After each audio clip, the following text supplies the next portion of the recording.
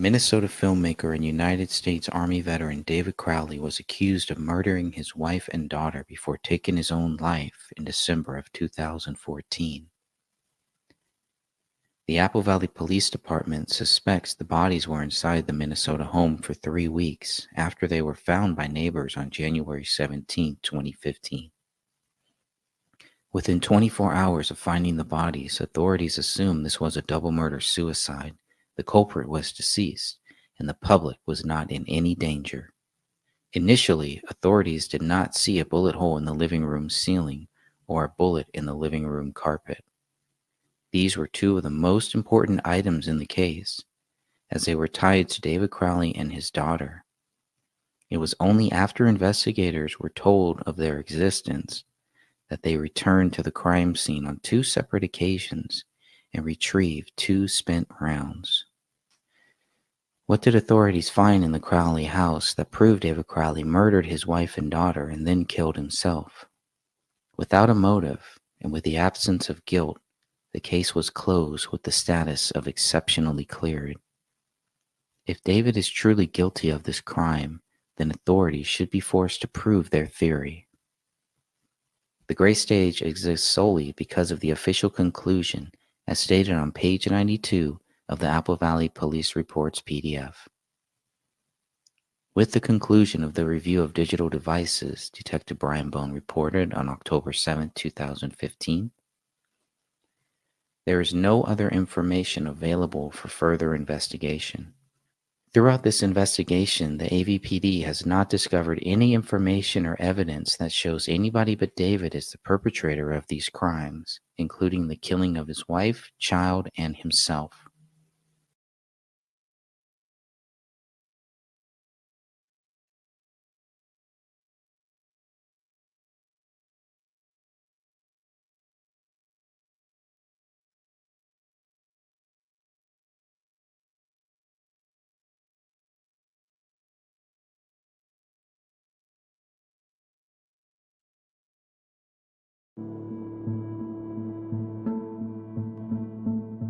Blood spatter in the living room was mostly on the ground, according to BCA crime scene team Joe Cooksley. A black Springfield XD40 handgun, labeled as Item 1A, with a rubber hoe grip sleeve, was found cocked on the living room floor, several inches from David's left hand, according to Detective Tommy Booth. Detective Brian Bone was more specific, stating the gun was found approximately 1 foot to the south of the left side of David's body. According to the firearm worksheet, some apparent blood-like substance was found in the barrel of the gun. The worksheet also mentioned apparent rust-like material, which could have been found on one of 3 unspent cartridges in the gun. The presence of blood was found on the grip, Item 1A-1, the slide, Item 1A-2, the trigger, Item 1A-3, and the muzzle, Item 1A-4 of the gun. Item 1B is the magazine inside of the alleged murder weapon. Ridge detail blood found on the magazine was labeled as Item 1B-1. Several blood mixtures were found on the gun, specifically on the trigger, Item 1A-3, and the magazine, Item 1B-1. DNA results show blood of 2 or more individuals on the trigger, with one of those individuals being David Crowley. The blood did not match Kamel, but Rania could not be excluded as a possible contributor. 2 or more DNA profiles were found on the magazine. The major DNA profile on the magazine matched David Crowley.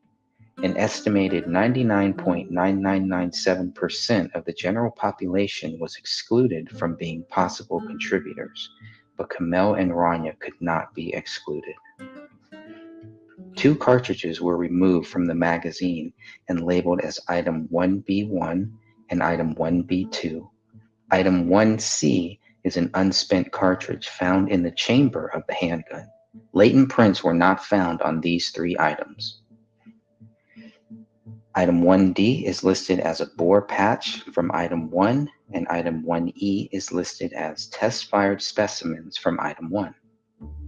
Hairs and fibers found on the gun and magazine were labeled as item 1A-5 and item 1B-2.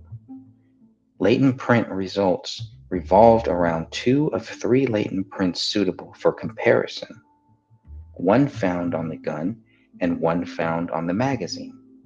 LP1A-1 is a latent palm print on the gun.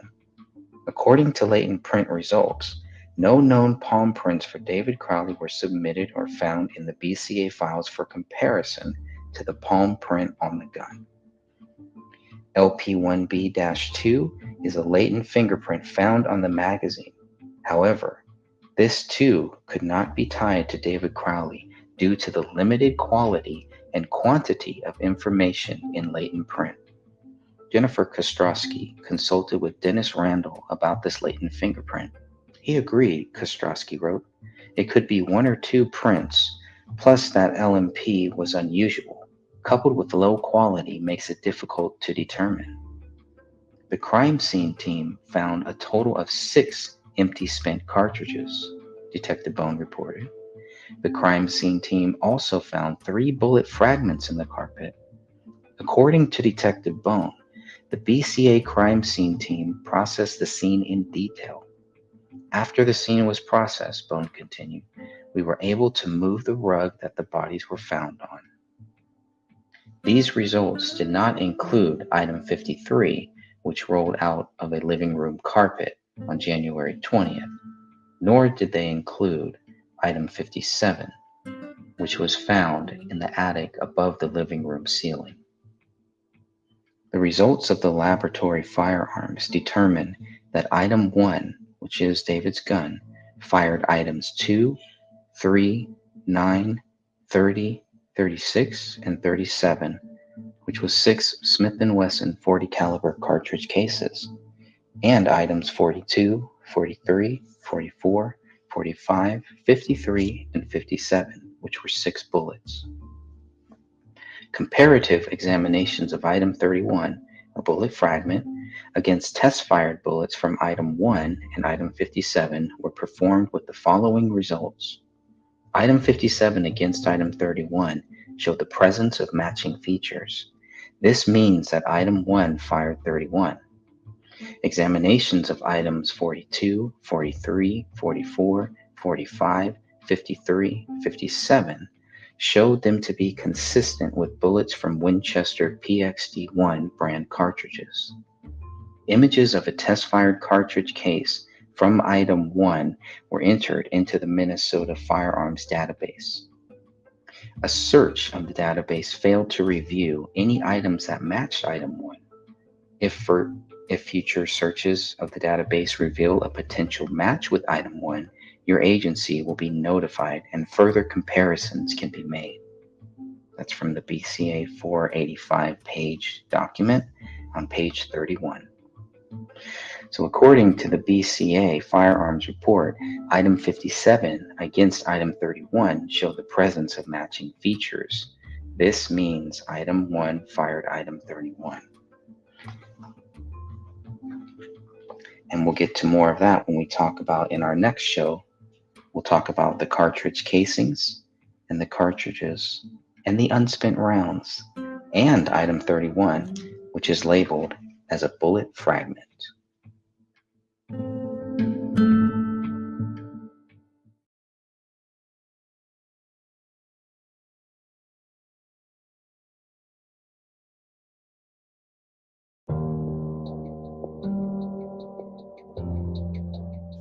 The bullets. Based on the firearms report completed May 22, 2015, the gun, item 1A, fired 6 cartridge casings and 6 bullets. Item 2 is a cartridge casing found at the corner of the east edge of the carpet near the recliner. Item 3 is a cartridge casing found on the east side of the living room hardwood floor next to a short wooden stool. Item 9 is a cartridge casing found on the south side of the living room carpet. Item 30 is a cartridge casing found on the living room hardwood floor closest to the south wall. Item 36 is a cartridge casing found inches from David's left hand on the south end of the living room carpet. Item 37 is a cartridge casing found on the west side of the living room carpet next to the couch. The spent cartridges found on the west side of the living room carpet on January 17, 2015 are labeled as Item 42, Item 43, and Item 44. All three spent cartridges were found close to the living room couch with hair on them. Test results for all three items showed a single-source DNA profile matching Kamel while excluding Rania and David as possible contributors. Item 42 weighed 167.96 grams, contained a blood-like and hair-like substance with expanded damage to the nose of the spent cartridge. Item 43 weighed 179.56 grams and also had a blood-like substance but no hair. The nose of the spent cartridge was damaged and partially exposed. A blood-like substance was also observed on item 44. This spent cartridge weighed 130.24 grams, with its nose listed as damaged. Item 45 is a spent cartridge found in the south wall of the basement. This spent cartridge weighed 173.90 grams. The nose was listed as damaged and partially expanded. Holes were observed in both the area rug and the wood floor underneath the rug, Joe Cooksley reported. Chemical testing of the hole in the wood floor also failed to detect the presence of lead. This bullet traveled into the living room carpet, pierced through the hardwood floor, leaving behind bullet fragments, and then lodged itself into the south wall of the basement. A section of the drywall around the lodged bullet was cut in order to retrieve item 45. When the styrofoam behind the drywall was removed, a bullet was observed, according to Joe Cooksley. A DNA profile was not found on item 45. Additionally, Joe Cooksley discussed running trajectory tests on the spent cartridge with BCA specialist Chris Olson. He didn't feel it was necessary, Cooksley wrote in his notes. It should be noted here that two spent cartridges labeled as item 53 and 57 were found by accident on two separate occasions, days and weeks after the bodies were removed from the house. The others. Item 31 is labeled as a bullet fragment found near the south edge of the living room carpet. Item 7 is the unspent round compressed into the living room carpet. Several thin hairs covered the live round. Strands of hair and pieces of flesh were found close to this bullet.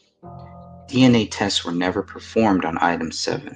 According to BCA forensic scientist Rebecca Aldian, BCA crime scene team Joe Cooksley indicated that analysis is not needed on item 7. Once the processing of the crime scene was completed between January 17th and 18th, investigators left the house with 4 spent cartridges instead of 6. Of the 4 bullets recovered from the scene, only 3 had blood on them, only Kamel's blood. Authorities missed 2 bullets when they left the house on January 18th. Those 2 bullets will be covered in detail. On January 20th, 2015, Biotech Emergency Services, the company hired to clean the crime scene, was in the process of removing items from the residence when a mushroom bullet, item 53, rolled out of the living room carpet. This spent cartridge has some white material on the surface, weighed 169.54 grams, and was found with an expanded nose. It should be noted, according to Detective Bone, that the bullet was predominantly flat on the back and was sitting on the front mushroom portion of the bullet. The bullet appeared to be mostly intact at the time of our discovering it. Item 53-1 is a swabbing of item 53. Hairs found on the bullet were labeled as item 53-2. This bullet contained a blood mixture of 2 or more individuals, with the major DNA profile matching Rania. Interestingly, David and Kamel were excluded from being contributors to the newly found bullet. Based on those results, authorities should have been looking for a second DNA profile. Unlike some other results, it is not stated that 99% of the general population can be excluded from contributing to the blood mixture of item 53. Since authorities did not discover the spent round on their own, we will never know where item 53 landed after allegedly killing Rania Crowley. What we know for sure is that item 53 rolled out of the living room carpet on January 20th, 2015. What we still need to know is the source of the missing DNA profile or profiles associated with this bullet. Item 57. On February 17, 2015, investigators were notified about a bullet hole in the living room ceiling. Based on that information, authorities returned to the Crowley residence on February 18th and found a bullet, item 57, in the attic above the living room. The bullet weighed 180.18 grams and is the heaviest of all 6 spent rounds. Like item 45 and item 53, white material was also observed on this spent cartridge. The nose of the bullet was partially expanded. Characteristics of the hole, BCA crime scene lead Joe Cooksley wrote in his report, and its surrounding area indicated that a projectile was traveling generally west to east as it entered the ceiling and exited in the attic. After examining the bullet in the living room ceiling, authorities found item 57 in the attic above the living room near the front door. There was no blood on this bullet, but the nuclear DNA profile matched David Crowley. The DNA profile did not match Kamel or Rania. An email exchange between BCA analyst Catherine Roach and Detective Tommy Booth stated that no one had been charged with committing a double murder-suicide. "Good morning, Catherine," Detective Booth wrote on February 17, 2015 at 8:04 a.m. "Nobody has been charged in this case, so I'm giving you permission to use up some evidence in its entirety for DNA analysis. If you need anything else, please feel free to contact me. Thanks for all your hard work." Attempting to connect item 57 to the alleged murder weapon, authorities compared the bullet recovered to a bullet fragment found in the living room labeled as item 31. Originally, the bullet fragment labeled item 31 was not included in the firearms examinations. I spoke with Joe Cooksley, BCA analyst Lisa Kinsella wrote on April 14, 2015 at 10:14 a.m. regarding item 31 labeled as bullet fragment or fragments. It isn't included in the FA assignment. We discussed that I will add item 31 to the FA assignment to document it and examine it for suitability comparative exams. The bullet fragment labeled item 31 weighed 19.14 grams. The fragment was noted to have a hair-like substance and a torn jacket. The fragment was compared to items 42, 44, 45, 53, and 57, but not to item 43. According to the BCA firearms report, item 57 against item 31 showed the presence of matching features. This means item 1 fired item 31. I'm not sure how that connects item 57 to the gun, but you can look at the laboratory results here. Since item 57 against item 31 showed the presence of matching features, this means that item 1 fired item 31.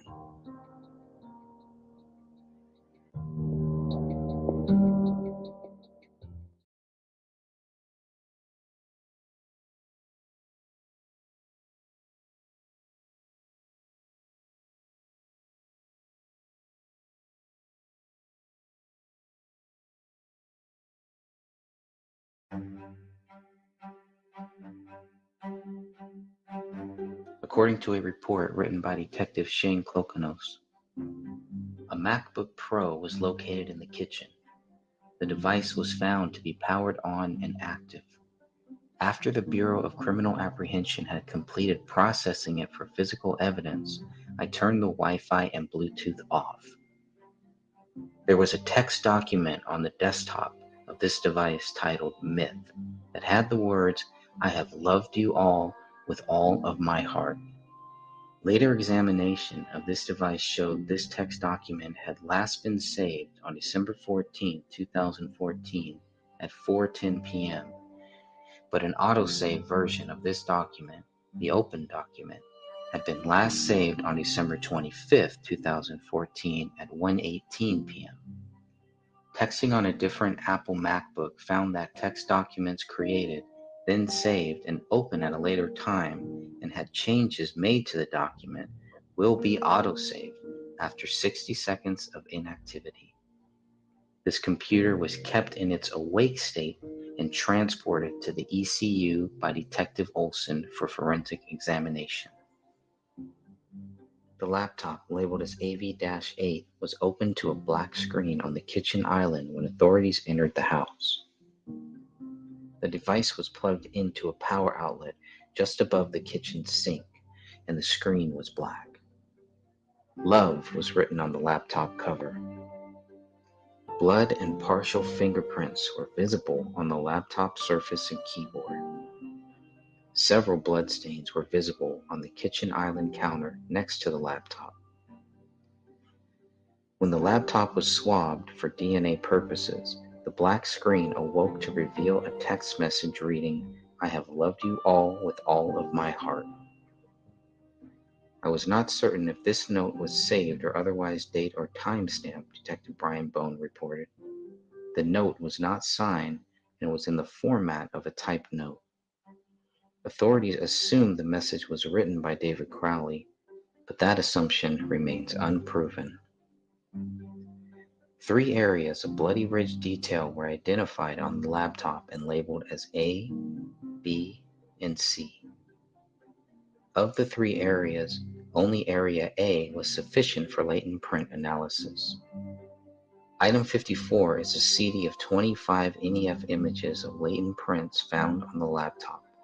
A digital latent palm print of area A was then labeled as LP54-1. LP54-1 was searched in the Midwest Automated Fingerprint Identification Network database, and no suitable candidate was generated. Additionally, no known palm prints for David Timothy Crowley were submitted or found in the BCA files for comparison to LP54-1. Item 23 is blood swabbed on the surface of the laptop. DNA results tie the blood to Kamel while excluding David and Rania. According to Joe Cooksley, the item 23 bloodstain was in close proximity to apparent bloody ridge detail. A chemical was used to enhance the ridge detail. The ridge detail was documented with photographs prior to and after the application of the enhancement chemical. Blood found on the A key of the laptop was swabbed and labeled as item 24. Though collected and itemized, the blood on the A key was not submitted for DNA testing. The blood wall. BCA crime scene team lead Joe Cooksley noted no latent prints observed on writing in blood on west living room wall. Item 11 is a swab of the blood writing on the living room wall. Specifically, this item is the second A in Ala'u. The blood pointed to a single source matching Kamel while excluding David and Rania. The writing appeared to be in blood, Detective Brian Bone wrote in his report, and written with somebody's hand and fingers, as you can see individual finger marks in the writing. Similarly, the B in Akbar was swabbed and labeled as item 12. However, item 12 was not tested for a DNA source, which is interesting since Joe Cooksley requested DNA analysis on both items 11 and 12.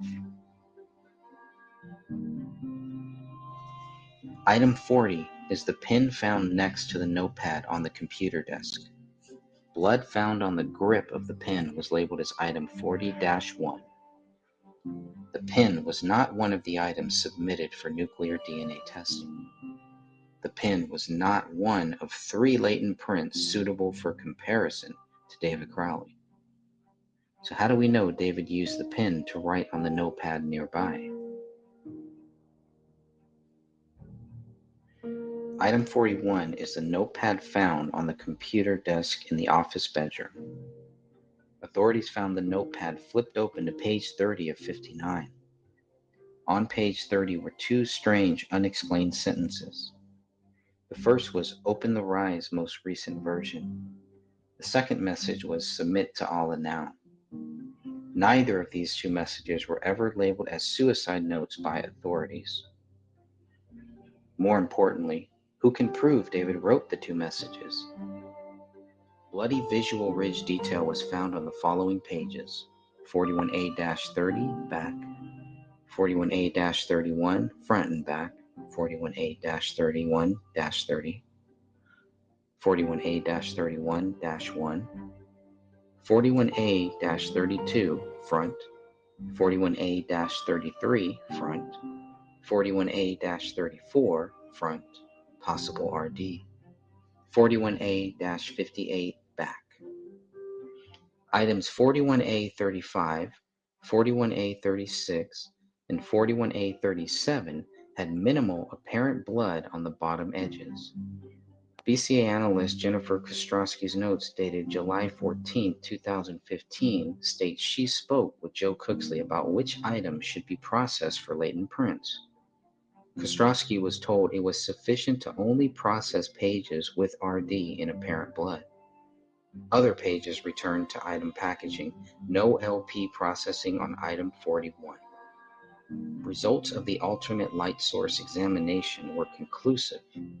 Examinations of the front and back cover of the notebook, item 41, and the 59 pages that were originally within the notebook, items 41A-1 through 41A-59, failed to reveal any latent writing material.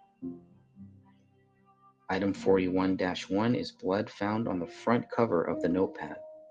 This could mean the notepad was closed before two messages on page 30 were written. The item was never tested. Item 41-2 is blood found on page 30 of the notepad.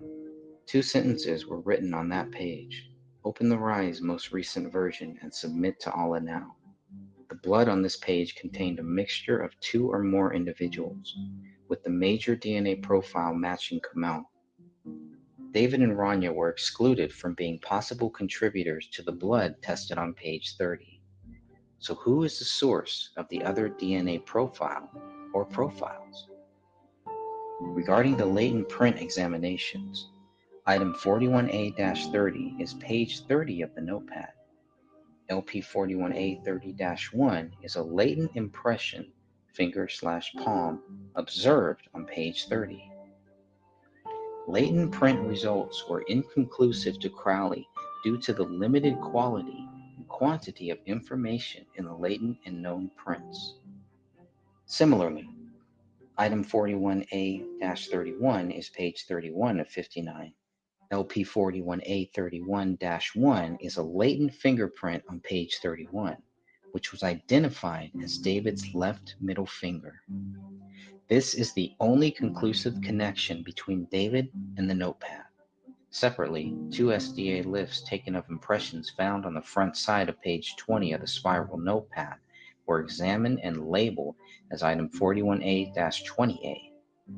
Item 41A-21A consisted of two ESDA lifts taken of impressions found on the front side of page 21 of the spiral notepad. Can we safely assume pages 20 and 21 were the only notepad pages with indented impressions? Handwriting comparisons between what was written on the notepad and the writings on the refrigerator door and checkbook in the kitchen never happened. 3 pages, labeled as 41A-39, 41A-40, and 41A-41, were warped from being wet from something. These are the 3 writings found inside of the Crowley home on January 17, 2015.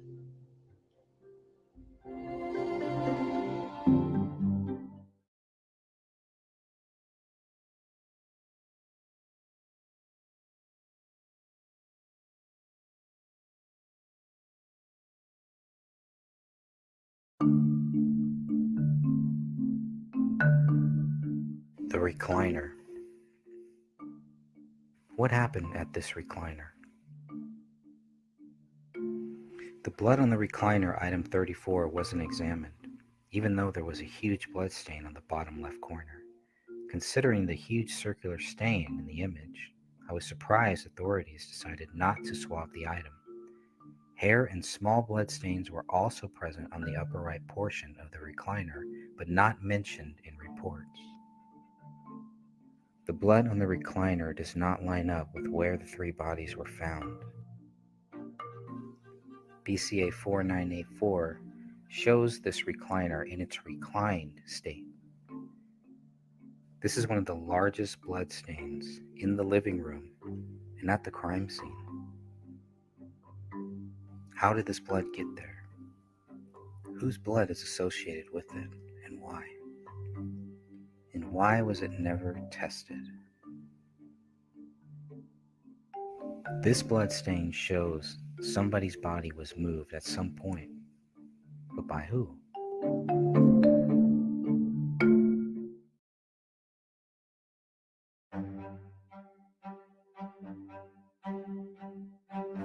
The gunshots.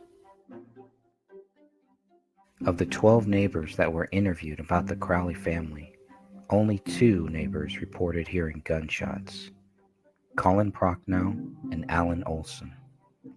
Colin lived one house left of the Crowleys. Alan Olson lived behind the Crowley family on Lowell Drive. According to police reports, Colin Prochnow reportedly heard gunshots between December 2nd and December 19th, 2014. Mr. Prochnow was able to narrow down the date to December 9th or December 10th, sometime between 1 a.m. and 2 a.m. most likely. Mr. Prochnow also believed the gunshots came from the direction of the Crowley residence. Colin did not contact law enforcement, Officer Tara Becker reported, but stated that he checked out his front door and didn't see anything, and checked out the back of his residence and thought it was fireworks. The second neighbor who heard gunshots was Alan Olson, who lived on the street behind David Crowley. Detective Brian Bone first spoke with Alan's wife, Gina Olson, who mentioned her husband heard, quote, 3 rapid-fire shots from somewhere outside their residence. A day later, Detective Bone followed up with Alan Olson to learn more about the gunshots heard before December 31st, 2014. Mr. Olson stated he was sitting in his living room one evening with his daughter when he heard 3 rapid-fire gunshots somewhere outside of his house.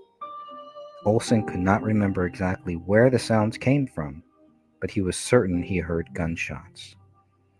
Olson told Detective Bone that he and his family were home between 1 p.m. on Christmas Eve and 1 p.m. on Christmas Day. However, Mr. Olson was unsure if he heard the gunshots on either of those days. Detective Bone's report ended by stating Alan explained that he had not called the police because he did not have any specific information about when he heard the shots. How many gunshots should have been heard? 6, if the fragment, item 37, belonged to one of the 4 spent rounds found on January 17, 2015.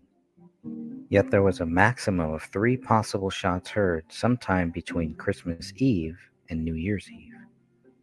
3 rapid-fire shots, not 6.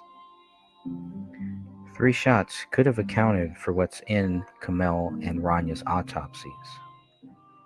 The reports state Kamel was shot twice and Ranya was shot once.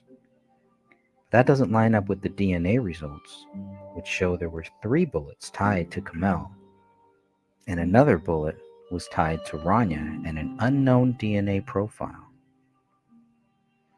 If the 3 bullets tied to the 3 rapid-fire shots were truly tied to the deaths of Kamel and Ranya, that still leaves 3 bullets fired after their deaths.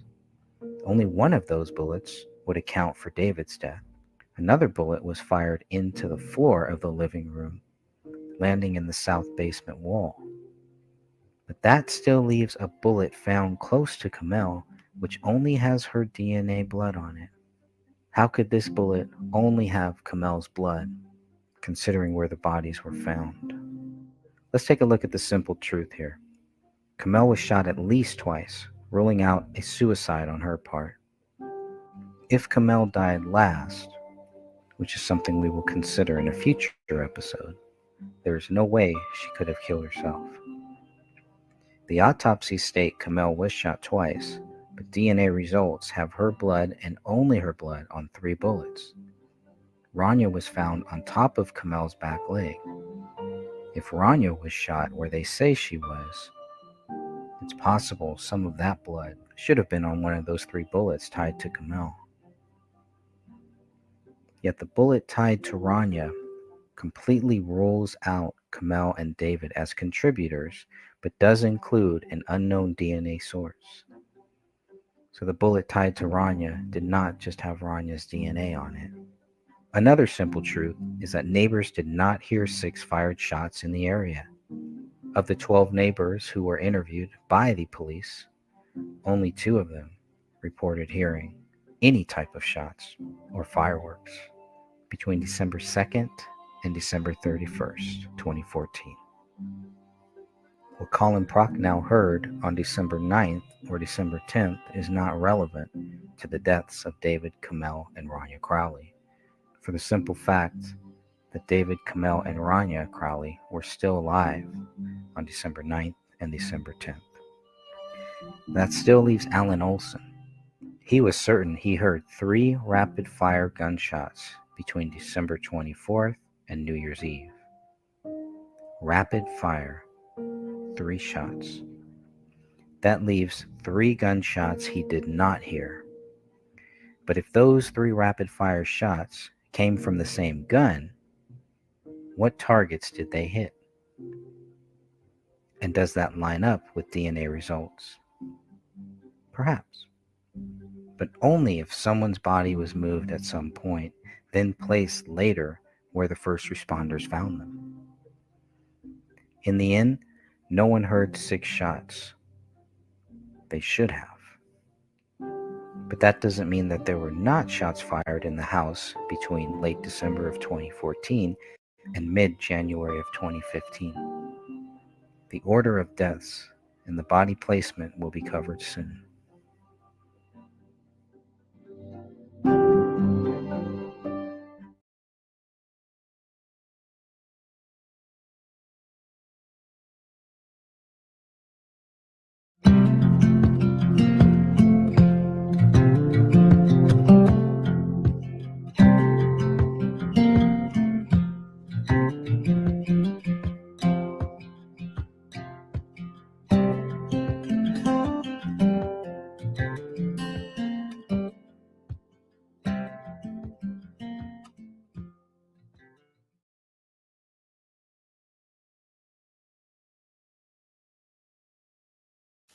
What do we know about David Crowley? David Crowley was accused of a double murder-suicide. He was accused of murdering his wife, his daughter, and then committing suicide. The bodies of David, Kamel, and Rania Crowley were found on January 17, 2015. Within 24 hours, David Crowley was being accused of a double murder-suicide. Those accusations are baseless. They were baseless then, and they are baseless now. What do we know about David Crowley? What do we know about Kamel Crowley? Kamel and her sister were born on a United States military base in Saudi Arabia. Once her father left his position with the U.S. military, Detective Jim Gummert reported, they returned to live in Pakistan, where her mother and father were originally born. The Alam family stayed in Pakistan until Kamel was 17 years old and then moved to Texas. Kamel then met David while attending Baylor University, a private Christian university in Waco, Texas. David grew up in Owatonna, Minnesota. David and Mitch Heil became best friends in 2000 while attending Owatonna High School. In 2004, David and Mitch joined the United States Army together on June 22nd. David's place of entry into active duty is listed as Fort Snelling in Minnesota. According to Mitch Heil, Both he and David were sent to Fort Banning in Georgia for Army basic training. After completing basic combat training, David was sent to Germany. David Crowley served in the United States Army for a total of 5 years, 2 months, and 22 days, beginning on January 22, 2004, and ending on September 13, 2009. 3 years, 3 months, and 15 days of service were listed under the Foreign Service section of his Release from Active Duty Form, DD Form 214. David's home of record at the time of entry into service was his dad's home in Owatonna, and he was released from service at Fort Hood Army Base in Texas. According to Mitchell Heil, Detective Tommy Booth reported, David was first deployed to Iraq. David was in Iraq from November 2, 2005 to November 11, 2006. While deployed in Iraq, Detective Booth continued, David had gone through a traumatic incident where an IED had blown up the Humvee that he was in. When the IED had blown up the Humvee, David had to save one of his teammates and lost several members of his team while over in Iraq. Islam is a religion of peace, David wrote in a Facebook group on February 7, 2007. But where's the peace in trying to kill anyone who isn't a Muslim? They are not about love, they're about victory. Is Allah insisting that a good Muslim should murder people who are different? They have been brought up in a place where sectarian violence is simply a way of life, and blindly follow their leaders into a violent religious frenzy. They fight for a God that is not behind what they do. But even more so, they fight for key political leaders who use the masses for their own ends, just as you guys are saying our government is doing to us. But if these statements are true, at least ours is geared towards peace and charity, not violence without end. David has been to at least 11 countries. Dude, I've killed people in service of my homeland, David wrote during a Facebook group discussion on February 6, 2007, and have been to more countries than you have fingers. As a soldier on the ground, David wrote in the group discussion on February 3, 2007, I have seen enormous resources put into the betterment of the general Iraq populace, be it school installations or medical functions or whatever. After David's tour in Iraq, he was sent to Texas, where he hoped to wait out his term of service and leave the Army. That's when David met Kamel. 6 weeks after they met, David and Kamel were married. The paperwork was filed on May 14, 2008, and the marriage was official 8 days later on May 22, 2008. Instead of being allowed to leave the Army, David was stop-lossed, involuntary extension of service, and shipped off to Afghanistan from June 26, 2008 to June 11, 2009. According to David's records, he was retained in service 449 days for the convenience of the government per 10 USC 12305. Kamel lived with her parents while David was in Afghanistan. Kamel graduated from Baylor University with a degree of Bachelor of Science in Family and Consumer Sciences on May 15, 2009. 2 months after David was released from active service, Rania Crowley was born.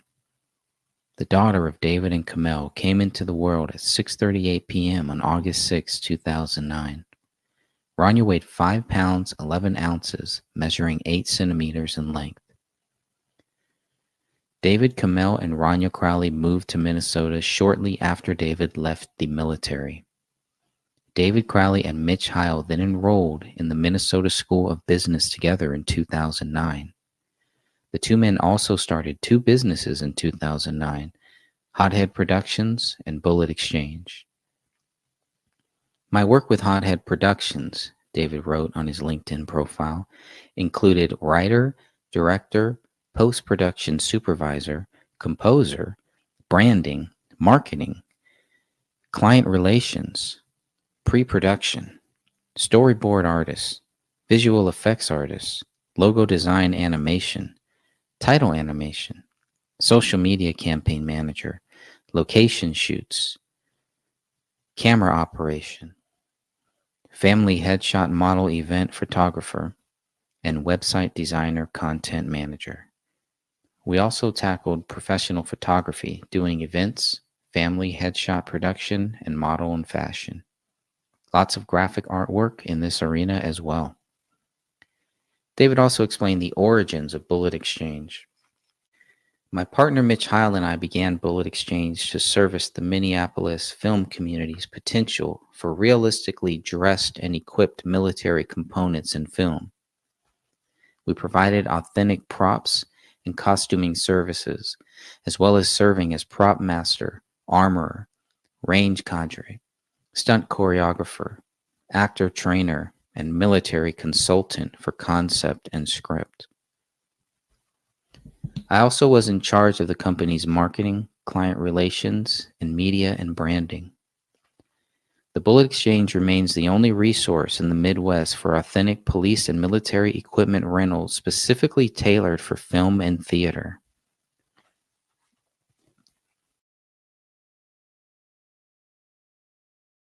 David volunteered at the Progrerio Research Foundation as a language translator from October of 2009 until May of 2010.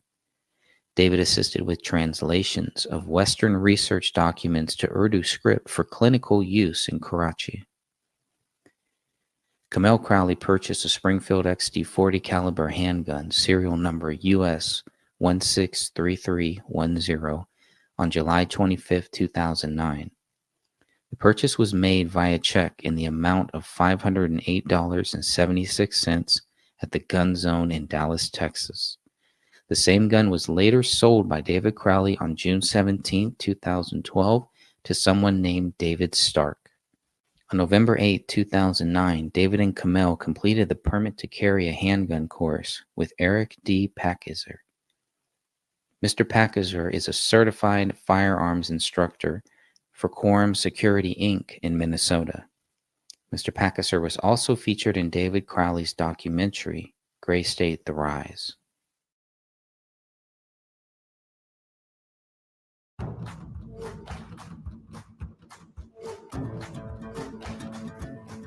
Officer Tara Becker recorded audio statements from both Colin and Judy Prochnow. According to one of Officer Becker's supplemental reports, Colin looked through the front window and observed what he thought to be dummies. Colin said that he now knows that they were bodies of the deceased, but initially he thought that they were dummies or some type of props that were left in the residence to appear as though they were home when they weren't. Mr. Prochnow then returned home and explained what he saw to his wife. Colin saw what he wanted to be mannequins, Judy Prochnow told me on March 24, 2017, and the reason he said mannequins is because of the condition the bodies were in, without heads and things like that. You just don't expect to see headless bodies anyway. Judy also explained to me what she saw when she looked through the front window. I saw David lying on the floor, away from Kamel and Ron and the baby. I thought it was a mannequin at first too, and then I realized it wasn't. I couldn't figure out what was wrong until I noticed that there was a spine with a small piece of skull attached. I looked by the couch, Judy continued, and I saw a big bundle of things. I thought at first it was a big butt, and then I saw a little hand. Then I realized that they were all dead, and it was our neighbors. Judy was certain the three bodies were David, Kamel, and Rania before she contacted authorities. Mrs. Prochnow then went home and dialed 911. It just looks like there's a pile of bodies, Judy explained to the dispatcher, and one like the head is eaten off. I suppose by the dog, Judy continued, and my husband thought they were dummies, but the hands look real, and they would have been there since before Christmas. Colin Prochnow then called 911 and asked if police could do a welfare check at 1051 Ramsdale Drive. I looked through the front window, Colin relayed to the dispatcher, and there's like 3 dummies on the floor. I don't think there are any bodies, but it just looks like there's a gun next to one. A handgun? I saw one body that was probably, maybe 6 to 8 feet away from the window, And then I noticed that there was another body maybe 6 to 7 feet away from the first one. And I noticed that there was a little body that looked like it was almost in the second body's arms.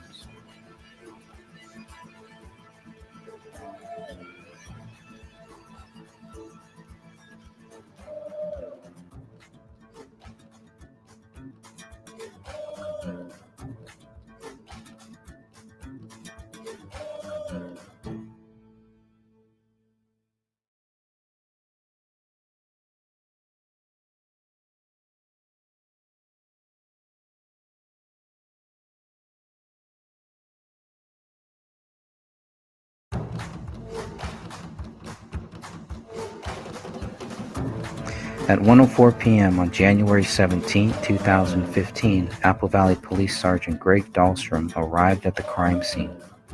There, he saw Colin Prochnow standing in Lorraine Tuppy's driveway. Mr. Prochnow approached the officer, stating there were 3 bodies in the living room of the Crowley home. Sergeant Dahlstrom then approached the front window and looked inside the residence. I noticed several obviously dead bodies lying on the floor near the front picture window, Sergeant Dahlstrom wrote in his supplemental report. I noticed a black handgun on the floor as well. Lastly, I noticed a medium-sized dog barking and running among the bodies. I advised dispatch of my findings, Sergeant Dahlstrom continued, and requested the channel be restricted to emergency traffic. Officer Tara Becker was the second responder to arrive at the crime scene. Sergeant Dahlstrom advised me that there were in fact 3 deceased parties that could be seen from the large picture window at the front of the residence. Officer Becker did not report seeing the bodies in any of her supplemental reports we received. Officer John Broughton arrived third. While all 3 officers were standing on the west side of the house, they could smell the odor of decaying bodies. Officer Broughton was the first officer to check the back of the house. I was instructed to check the rear of the residence for any signs of forced entry, Broughton documented. The backyard is fenced in with a chain-link fence, and the gates were closed but not locked. Officer Broughton entered the backyard and saw fresh animal tracks in the snow. Signs of forced entry were not found on any backyard windows, but there was an open door.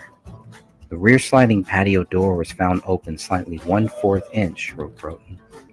I opened the door and found that it was not locked or secured with the bar lock. Paleo continued to bark as Broughton opened the rear slider. When I opened the patio door, there was an overpowering odor of decaying flesh. One light was on in the dining room, Broughton continued. The Christmas tree lights and other strings of Christmas tree lights were still on. After walking around the back of the house, Officer Broughton looked through the front window and saw 3 bodies on the living room floor. They were all badly decomposed, Broughton wrote in his report. One adult body was laying on its back with a black semi-auto pistol nearby. The second adult body appeared to be laying on its stomach and/or side. Between 2 adult bodies was the body of a small child.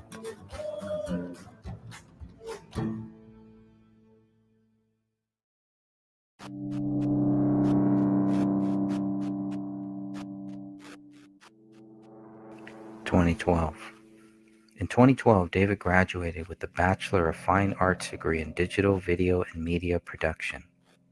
After 2 years in the making, the Gray State movie trailer was released to the public on August 7, 2012. A month after its release, David Crowley was interviewed by the Freedom Fiends talk radio show. The interview, conducted by Michael W. Dean, came out on September 15, 2012.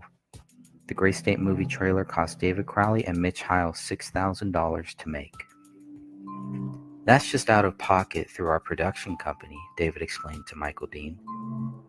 That's just money spent harnessing the actors to our set and getting the props that we needed. But we spent another year in post-production, doing 17-hour days. So how do you put a price tag on that, really? The story of Gray State continually evolved.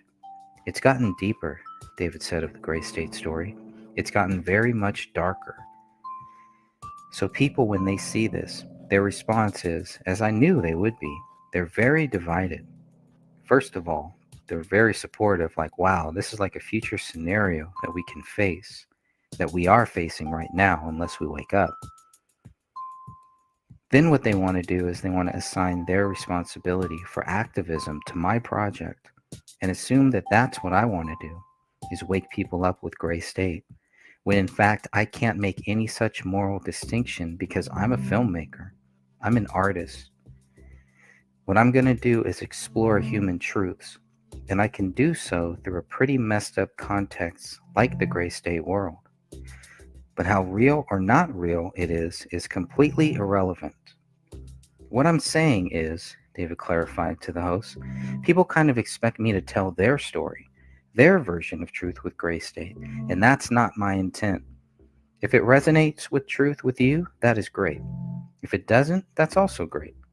But what I've been seeing is that the 3% or so who really hate gray state, they don't hate it because it was shot poorly, or that story could never work, and here's why.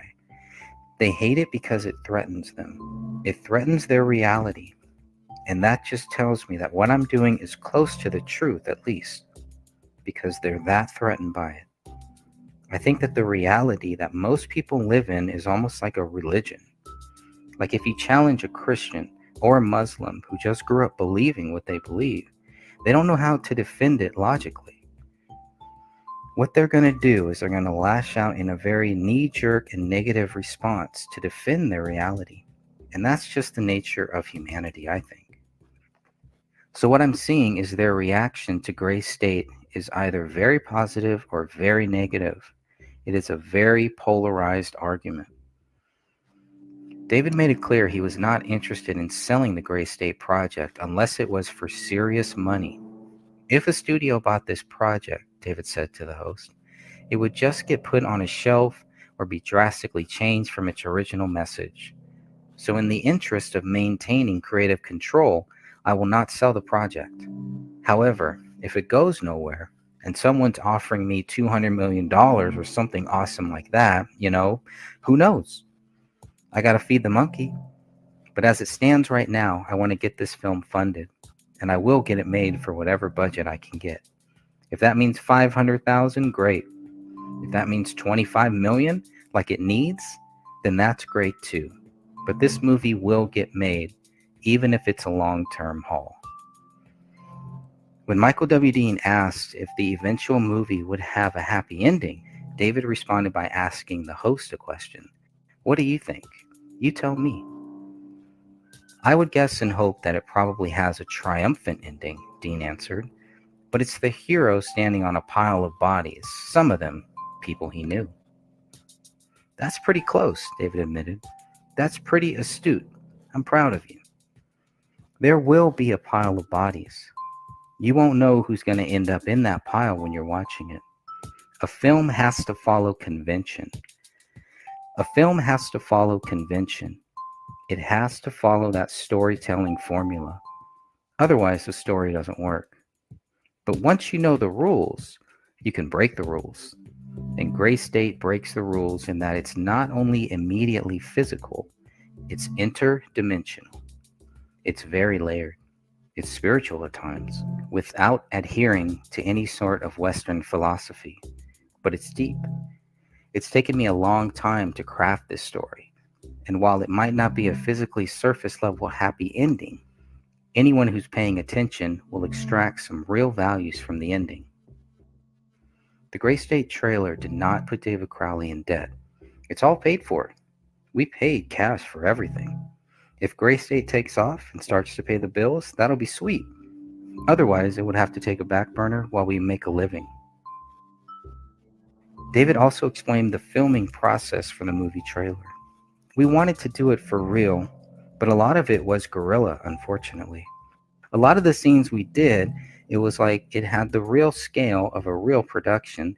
So a lot of them, yes, we went to the city. We got permits. We hired cops to babysit for us for a few hours, and we did it for real. But a lot of the stuff was just guerrilla, just because we couldn't get a hold of the city liaison who does that stuff, or they didn't know what to do. It was only a 3-second shot anyways. So there's a couple things like that, but by and large, it was a real production. Minneapolis is a bitch to deal with, David continued. They want to charge you like $150 an hour. even if you're just a freelance photographer. The initial park scene we shot in guerrilla style, just real quick. But the St. Paul people, I mean, Twin Cities is Minneapolis and St. Paul, those guys are a delight to deal with. They'll give you a cop, they'll make all the communications for you, and they'll set it up for you. And all you got to do is send them a check at the end of the day. During the interview, David Crowley was asked if he had made any enemies as a result of the Gray State Project. I do know that I've already made a lot of enemies, Crowley responded, and that this was a long time ago, actually. I made enemies just by releasing little bits and talking to people about my idea for this film, long before it was even released as a trailer. And I have made no shit enemies just because they don't want to hear it, and a lot of them have been family. Not my family, but I'm talking about other actors who've spoken to their family about it and people who don't want to hear it. And what they do is they assign, like, well, that can't be real, so it's going to be a terrible movie, so I don't want to hear anything about it. But I wonder if they thought the same thing about Toy Story. Like, hey, toys don't talk. This movie sucks. So the negative reaction has largely been not reputable. So it's just been a lot of silly banter about, I'm a Zionist pig and don't support my film. Michael Dean also asked if Crowley had ever been contacted by a government agency. If I were contacted by a government agency, David responded, I would not know about it. So I can't really answer that question. I'm sure that I have been. A lot of the reactions I'm getting about the trailer, they want to peg me as some kind of Zionist Jew, I guess, because my name is David. I guess that's proof enough for them. My lead actor's name is Danny Mason. Oh, you mean like Freemasons? So they want to develop their own conspiracy theories. They want to say the whole film is COINTELPRO. I'm just trying to develop lists to put them on. It's all very, very silly. David also mentioned being accused of being a Marxist. Asked if he's a Christian, David responded, I am. I am, but I don't know where to draw that line between what I've been taught my whole life and what is probably more closer to the truth, if that makes sense. I've done a lot of spiritual exploration. I tend to end at the same answers, though. David also addressed the critics and negative responses to his project. A lot of people say that Gray State is just fear porn, and they're not going to support it, and it's fear mongering and stuff like that. Just because Gray State is scary doesn't make it fear porn. Even though you may be killed resisting, the act of resistance on a metaphysical level has value. David Crowley, 2012.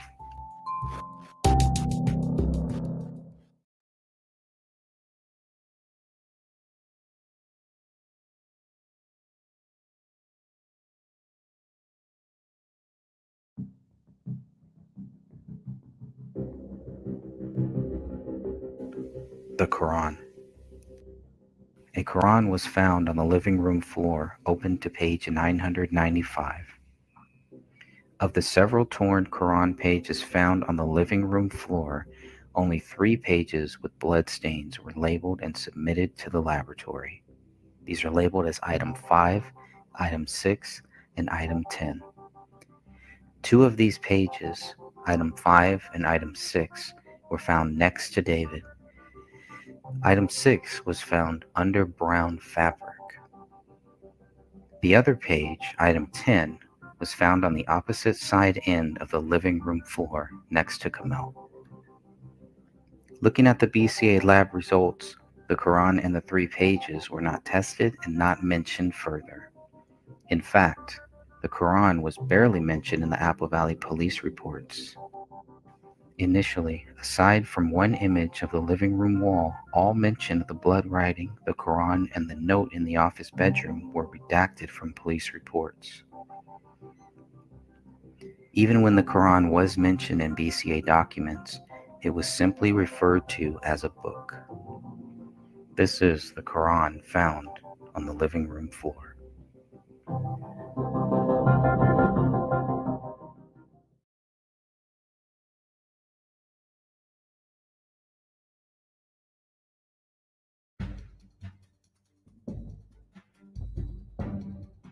Item 8 is a camouflage knife found in the open position with blood stains on the blade and hole of the blade.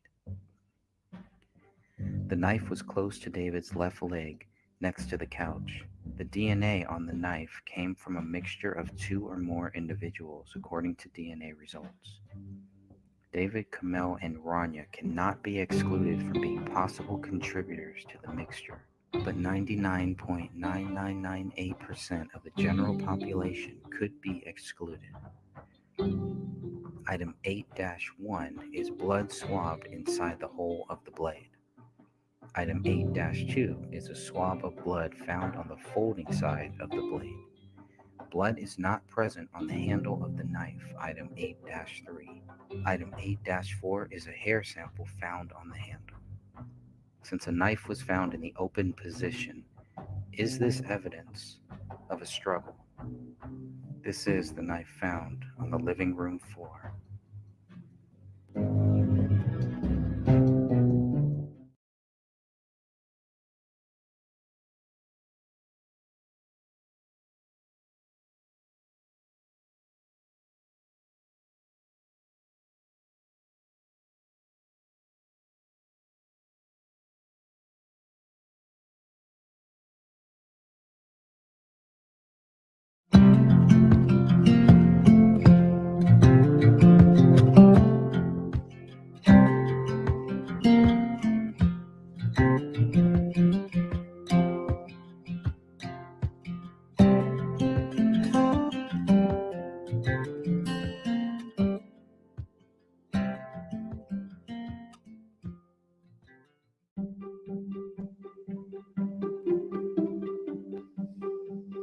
Hello, everyone. This is Sophia from the Gray Stage podcast, and I'd like to invite all of our listeners to join the Justice for David Crowley and Family group located on Facebook, where we have almost 4,000 members.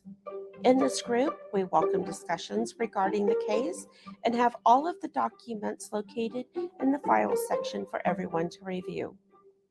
If you like, you're welcome to visit Greg Fernandez Jr.'s website called The Gray Stage.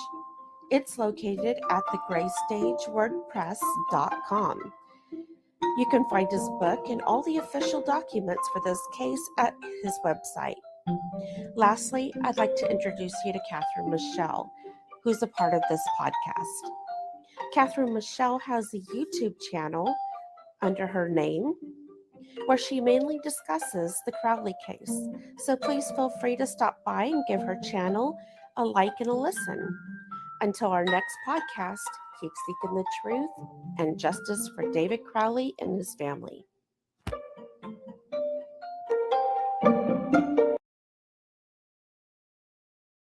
This is the ideal family, seemingly, and everything went terribly wrong.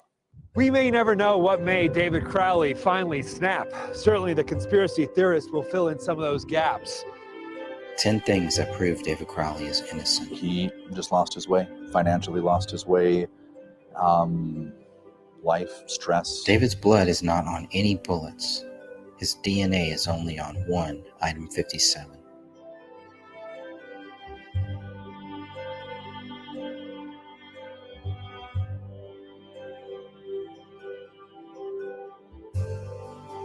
Police could not find a motive.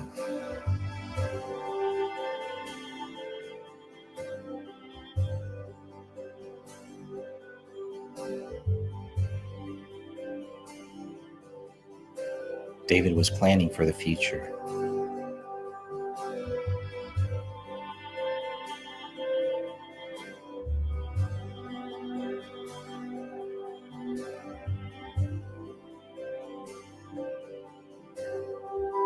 David had a working deal with Michael Entertainment Group to turn Gray State into a TV series. We didn't fire David, or we didn't get rid of David, or however that went, and he didn't walk away from us. I mean, there was never any of that. David was wounded as evidenced by the blood on the magazine.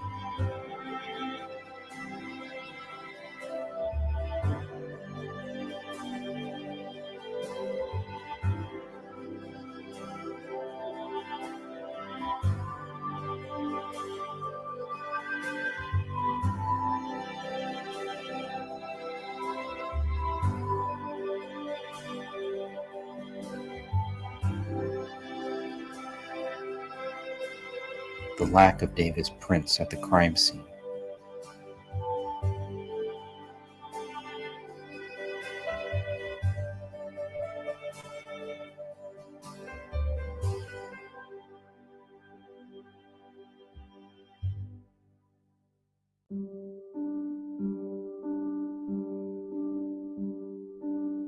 There is no evidence David committed suicide. Well, a poet once said, the purest products of America go crazy. And David Crowley went crazy, and David Crowley documented his own life and did it in such a way that makes me feel he knew that there was an ultimate end use for the thing. This is a person that was not thinking clearly, committed a horrible act by taking those lives. And his mind at that point was deranged. He just was not in a normal state. He wasn't thinking rationally. It almost embodied him, almost to the extent of where it would dictate a lot of his thoughts and his ideas and his, I guess, outlook in reality. He looked like he literally was eating, sleeping, and breathing on his computer. Failure was not an option for him. As you sit here today, a year later, do you have an idea of what those final moments looked like? It was horrifying. You have a tragic loss of an entire family.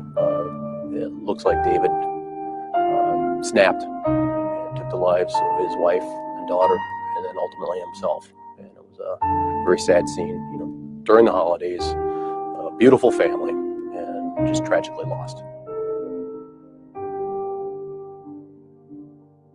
The rear slider was open 1/4 inch. 4933 rear slider is unlocked, slightly ajar. Copy, rear slider unlocked, slightly ajar. The initial reports here was that it was a murder-suicide. I have reports that some investigators may be calling this suspicious at this point.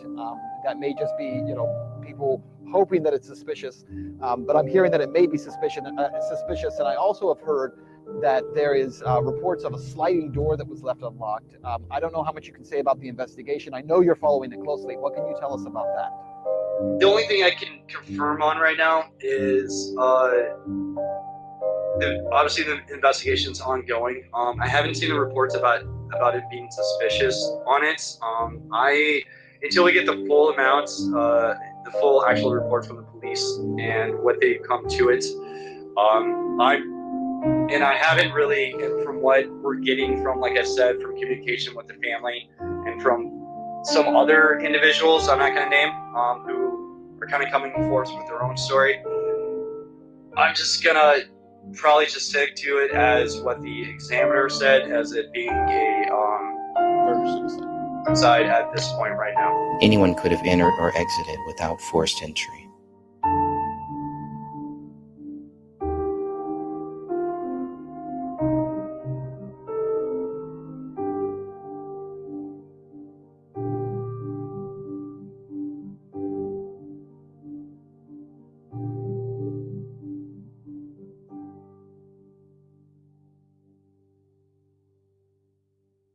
Who wrote Allah Akbar on the wall?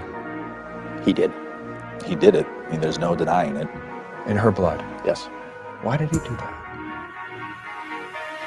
We believe that was just kind of a parting shot. To who? Probably at her for having a Muslim past. That, I believe, that's David being sarcastic.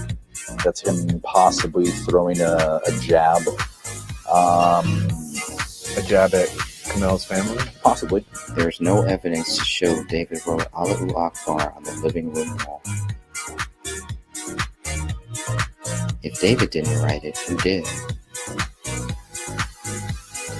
More importantly, if police know they cannot prove David wrote the blood writing, why are they blaming David for it? But we have no idea what pushed him over the edge. Right. We don't know what the trigger was, what was the breaking point. Investigators spent months sifting through 20 terabytes of video David Crowley had kept on more than a dozen hard drives, looking for clues. How much of this do you think had to do with the film? I think a great deal. From all accounts, he was consumed with producing this film, and as a dark topic. You're talking about conspiracy theories and potentially the fall of society.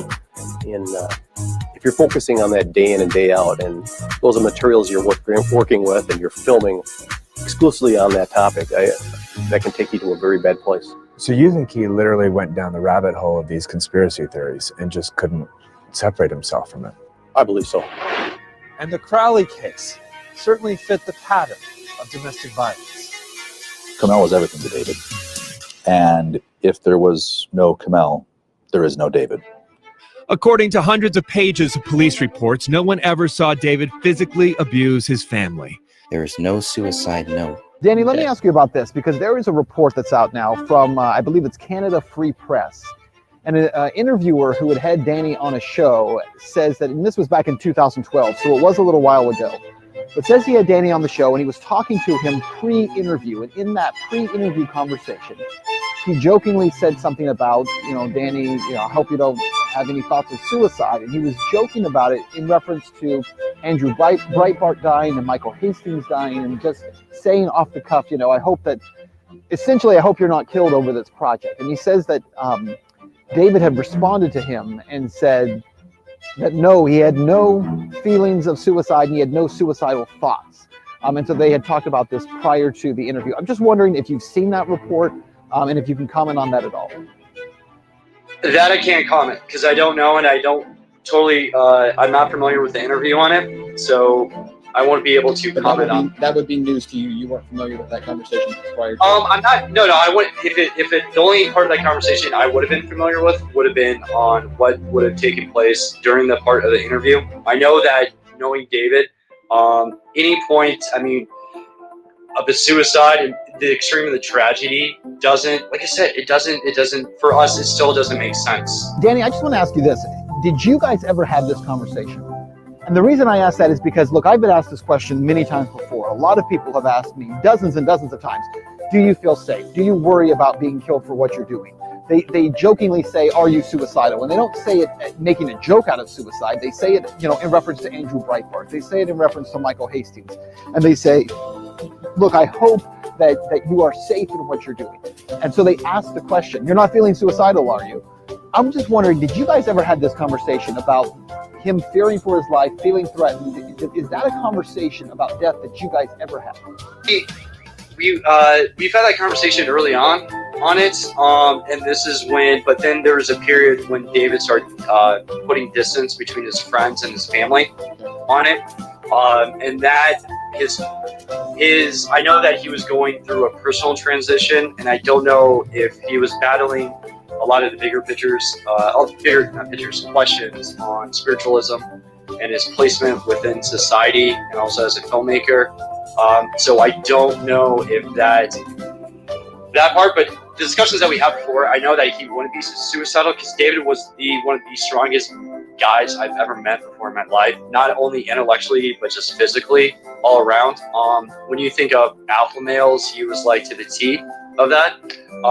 So that's why, and like I said, for me to say that it was a suicide and dual murder, it's hard enough to actually have those words come out of my mouth. Do I truly believe that? I'm going to look at the reports. I'm very analytical. I know David, but at the same time, I got to look at the bigger picture and all the facts, and from the information that's coming in and what David was doing and kind of where he was emotionally at that time.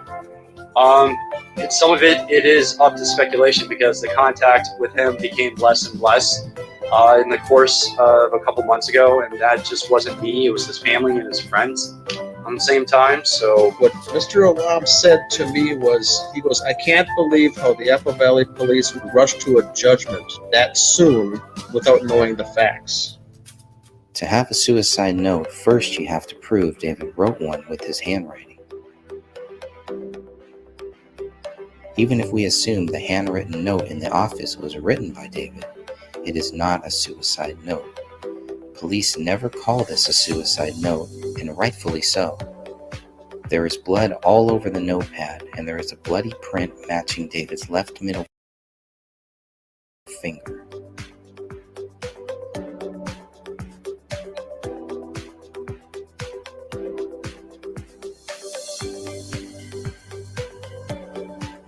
there is blood all over the notepad, and there is one bloody print matching David's left middle finger. But does that prove David Crowley wrote Open the Riot's most recent version, Submit to Allah Now? These are the 10 reasons, but there are many more. Apple Valley police also know that despite thousands of hours of forensic work, they'll be accused of a cover-up. If life can imitate art, so can death. David Crowley leaving behind a legacy of paranoia, revealing just how dark the gray states can be.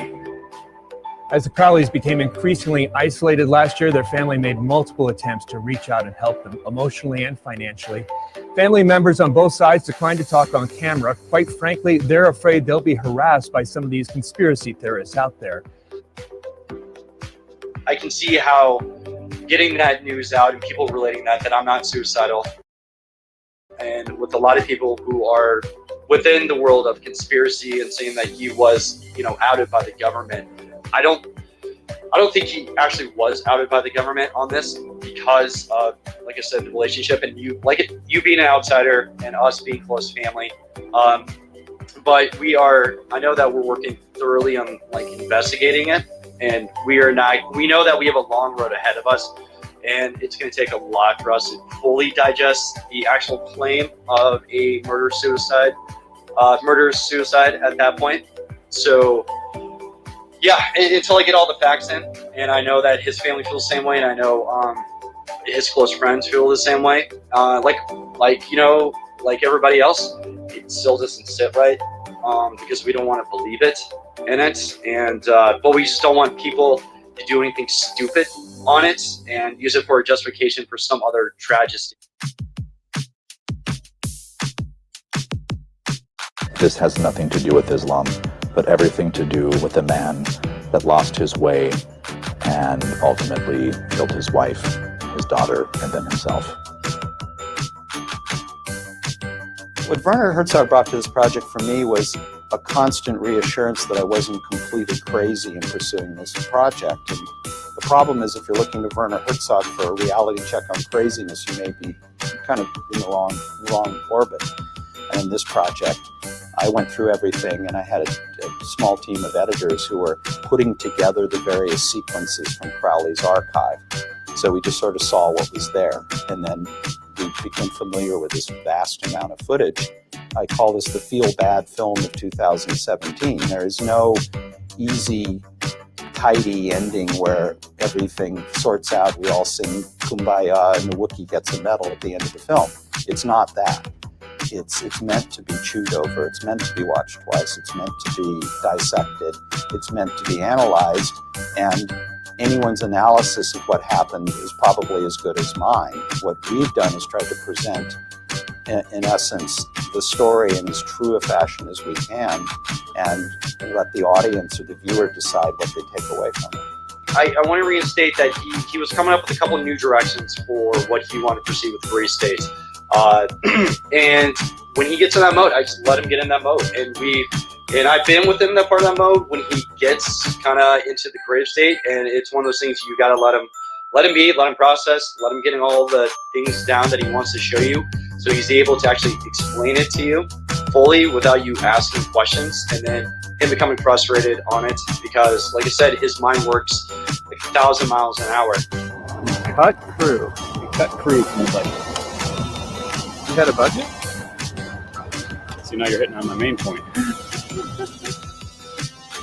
The more that Dave and Mitch apply their knowledge to the marketing aspects, it makes it comparable to huge budget features, and it draws the eye. The trailer is almost secondary to the concept push itself.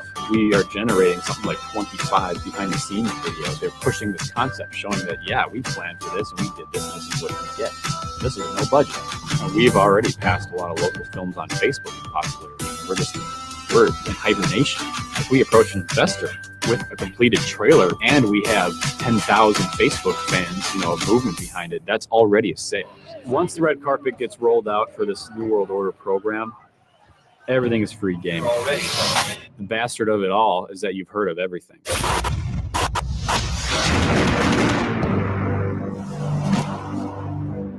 Americans believe that they can't do anything. And day by day, they're becoming correct.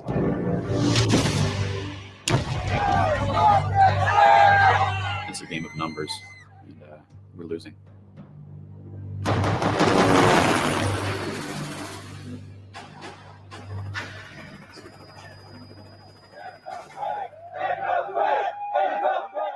I think Gray State would definitely run into some problems because they're pushing the envelope. With anything that's pushing the envelope or trying to get a message out there that maybe not everybody agrees with, you're going to have some things you run in with. I think it's going to go over well with whomever you show it to. I think it'll go over well with them. Whether they want to actually give us money to do it, who knows?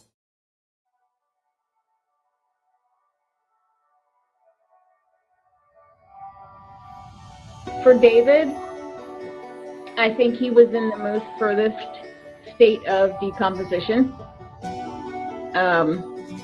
When the body starts to get mummified the way that he was, that, and from the things that I have seen,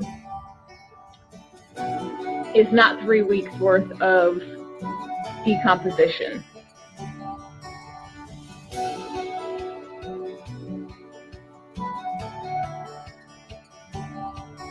They were in, I would say, maybe a week to maybe a week and a half, from what I've seen personally, into decomp, with the bloating, the skin slippage, things of that nature.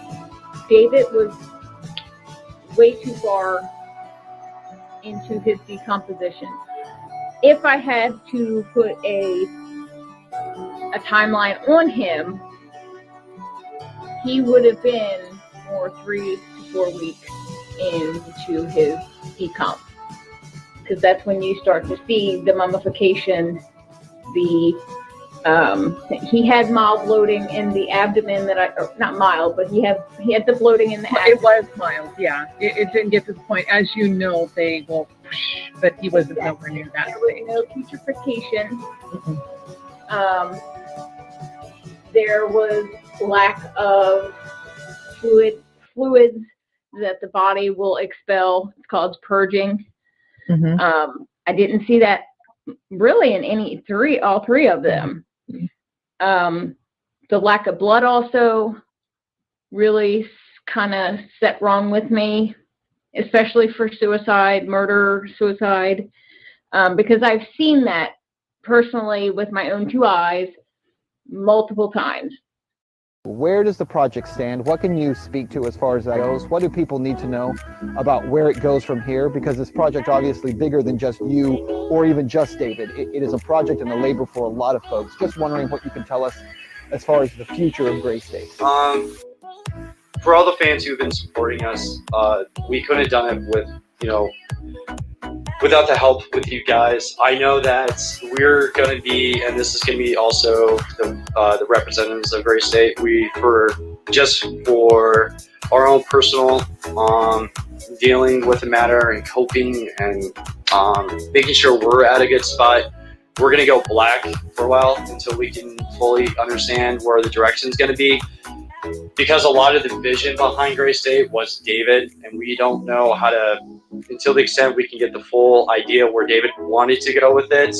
I want to get to that point and then make sure we can stick and make the purest, best vision that David wanted for it. Because that's what David deserves, 100%. I mean, there shouldn't be any kind of sidestepping that at all. I think there will be something that will come from this. I don't know what it will be right now, but I know that we won't stop at it. I know that it will take, the Gray State will take a new shape and form, but we won't compromise. I know that, because I won't in general, because I feel like I'll be compromising a good friend and a visionary, and that's what David was. Now, another thing that I want to kind of go a little bit further with Sophia was just asking, because on David's autopsy, it clearly states marked autolysis, and Kamel and Rania are just autolysis.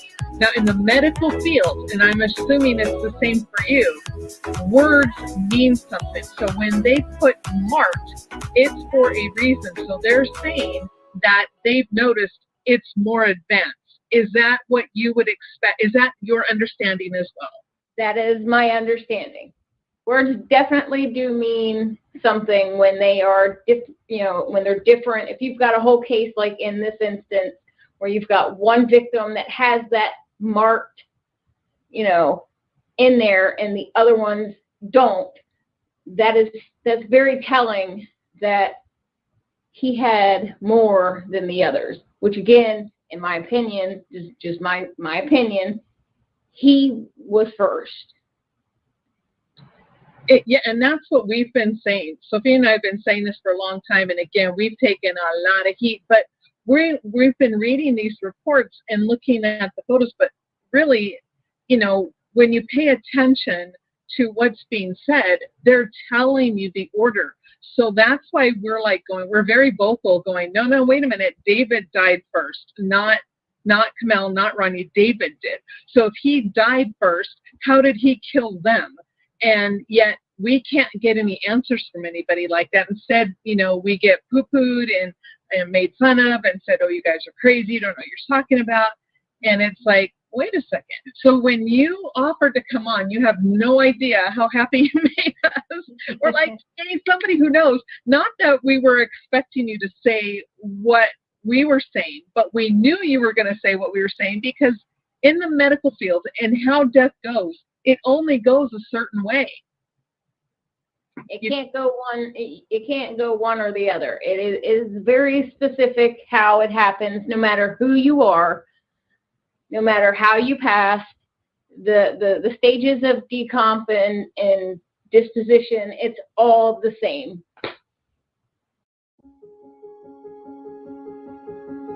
I was able to touch base with him, left him a message, and to my surprise, he gave me a call back, and we chatted on the phone for 37 minutes one afternoon, and he was real open and forthcoming.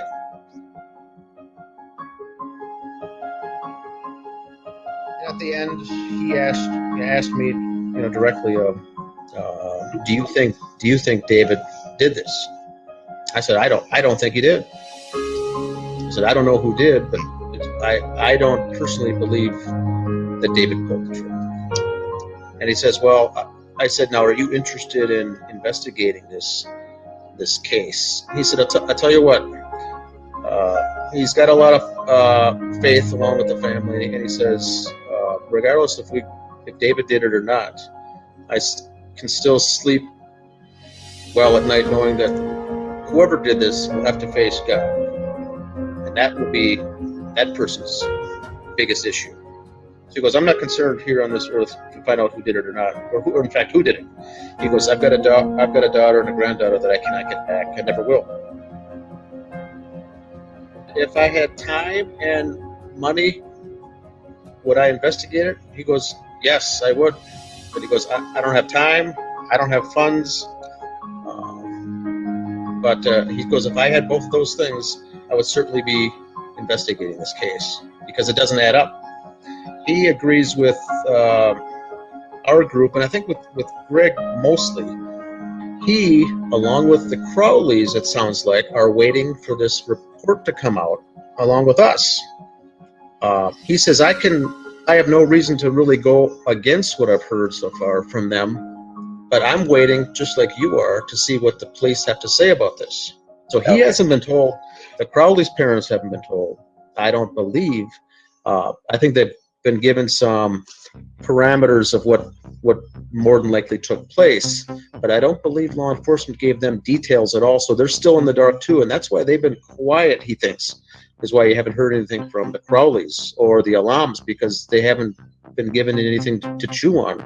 They're waiting, as we are, to see what the final result is. Then once this report comes out, that's final and marked closed, and everything's finalized, then you might hear the uproar from the families if they agree with it or not. But right now, he says there's really nothing to say on a public statement or to go public with anything, because we don't know what happened. Could it be that they're just really taking their time to make sure they really get their story straight, because they know there's a spotlight on this whole case, and there's people like us who's going to be picking apart the official story once it's released. So they want to make sure that they don't have to backtrack on something they said in an official investigation. They want to make sure they have all their bases covered. And maybe someone in federal law enforcement, or maybe someone has spoken to some of the investigators to tell them to make sure that they have to be very careful with this case about what type of information is released. I believe it's something along those lines.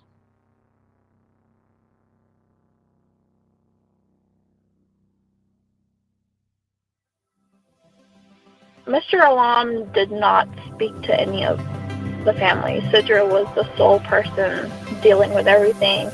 Miss Alam was really sick at the time, and they were in Dallas in another hospital. So Sidra basically told Mr. Alam, you know, don't worry about anything. I'll take care of it. You worry about Mom. Her husband will take care of the businesses. She'll handle all of this. So that was what was decided. Do you think that any of that was encouraged by the Gray State team? I believe when the whole documentary thing happened, yes, I think they took advantage of Sidra, her being naive and wanting to see the good in everyone, which, I mean, even from certain things that had happened and while I was there, I kept telling her, you know, just don't trust everybody. And, you know, it stuck out to me, especially with Mason Hendricks.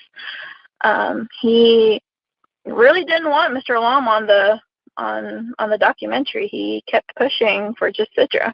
He even told her not to tell Mr. Alam about this documentary. He put her in a position where she was very, you know, she didn't know what to do. But yeah, I definitely think they kind of liked that they were just dealing with Sidra and not Mr. Alam. Because in all reality, if Mr. Alam had been dealing with all this would have been a whole nother thing. It wouldn't have transpired to all of this. It wouldn't have gotten to this, especially with the documentary.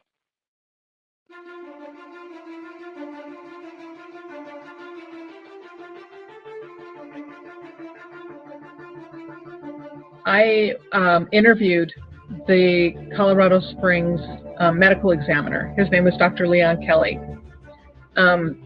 Now, a lot of this was to help other people, but because I was asking him about the decomposition, and he said, and I asked him to explain the mummification and tell me if you have seen or heard of this. He explained it as if hands and feet are bare and they're near an object like paper or something that will wick away the moisture out of the skin, plus the fact that the hands and feet are thinner. There's not as much adipose, and it's just basically almost skin and bones, but we know there's tissue and there's, well, he said for him that explains the mummification, but he said that their time of death was 4 to 7 days for Kamal and Rania, but he said 10 days at most. He goes, I wouldn't put it past 2 weeks. He said because they were be able to do the slicing of the organs, and the organs had not yet liquefied, and only some of the internal cavities had partial decomp fluid in them. But when you're trying to tell people that no, the way this body is, we still have organs that are intact that can be sliced and put on, look at under a microscope. They're not advanced. Right. Yeah, no, I would say in my experience, seeing someone in a severely advanced state of decomposition, most of the biological tissue is non-existent. And just know that it could be a little while, but it's not going to stop us in our tracks. Right now, we just have to take some time so we can grieve and just, take care of ourselves first. Because if we don't, then what we try to come out with the idea with Gray State and the vision that David had will not even come close to it. And the last thing I want to do, and everybody else associated with part of the team, we do not want to let the fans down and not get what we wanted to out originally if David was around. All this buzz that people have for Gray State, we didn't start it. We just started shooting. We started doing a scene here, a scene there, involving people that we wanted. and it just generated from there. The people who have worked on Gray State already are like evangelists. I kid you not. The more people that were brought on to Gray State, the more they started talking about it and publicizing it. And it just became this huge buzz. Like, tell me more about Gray State. Hey, how can I get on that set? People working on feature films being shot during the same time. The cast and crew on that feature film was talking about Gray State. I think everybody's in anticipation. But we knew we had to use that hype for our own good and push that, because we knew it being successful was going to be built on word of mouth and grassroots. The things that we're showing, the things that we're saying are appealing to people. It's making it a very popular idea. I think people are finally seeing a film that it's a direct reflection of what reality is actually becoming. And I think people are, at this point, are extremely happy and excited for a project like this to show that. We have generated this concept that has resonated with people. With just the promise of a concept trailer, we're competing with other local feature films that have already got their budget, already shot, and they're on the downslope already. We're looking at the upslope. I can't see Gray State not being a success. It's definitely gonna knock it out of the park. It will get funded, it will be shot, and it will be made. This is the rise. We're just starting out. That is my favorite part of Gray State, is that I hardly need to sell the concept. Herein lies the biggest issue with all of this, with his passion, Greg's passion, and Dan's passion, Dan Hennon, and the rest, is that the chances of actually getting the truth, actually having justice for David Crowley, are pretty slim, and that sucks. Okay, so why would they off this guy? Well, A, he did 3 tours. B, he was a veteran and became awake to what was going on. And C, he had the funding. So supposedly this guy lost his mind and decided to kill himself, his young daughter, and his wife right after he got the funding to make this movie, which would show nothing you've seen on Netflix, nothing you've seen on Prime, nothing you've seen will expose what he was exposing. Because he was showing you straight up, and this was the scariest thing, I think, to people, was that they were watching your every move. They were watching you through your devices. And they called people like Alex Jones nuts for talking about this. And that was a fact. But they were showing you there's actually people in the room. Anyway, again, I got to calm down, because it's been a long time since I had a chance to talk to this. But what David Crowley was going to expose what was more than the general public probably could handle. What got me so thrilled about this whole thing was when the police went into the house and they didn't even look up into the ceiling near the doorway where there was a bullet hole.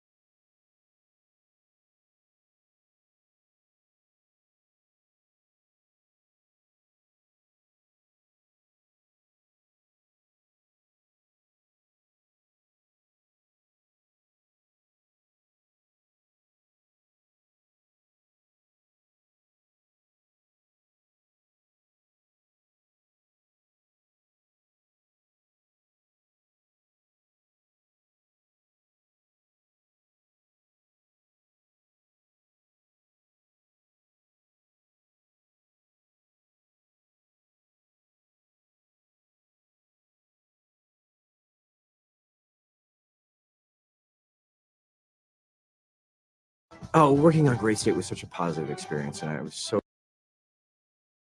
glad to be a part of it. And I hope sincerely that we can move on to a feature film where I can work with these guys day in and day out and be a part of a really exciting process. I'd like to see him get it made and have it actually go somewhere and be noticed as being something that got made in Minnesota. And wow, they pulled something off with nothing. I think so much work has gone into a concept trailer because they believe in what they're writing about.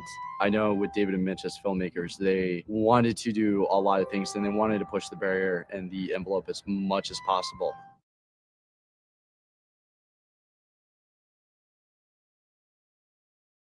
So, Eric, We do have that 911 call in the private chat here in StreamYard. Do you I want got to to get my freaking recorder ready, man.